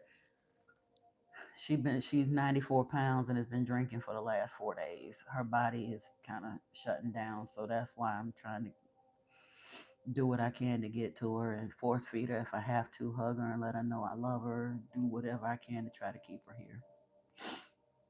But y'all, I am gonna get off of here now. I appreciate y'all. You said she'll be walking with us. Yeah, so be it. So mote it be. Ashe. Yeah. All right, y'all. I'm sorry. I didn't mean to lose it here in the end, but I saw that message and it's kind of put me. I'm grateful to hear from her again. So, yeah, I appreciate all of y'all. Have a beautiful rest of your evening. I will connect with you all tomorrow. And even if I can't stay on for long tomorrow, I think I'll be all right though, because yeah, but I'm gonna do what I can do. Have a beautiful rest of the evening. Peace and blessings, soul family. I love you ever so much.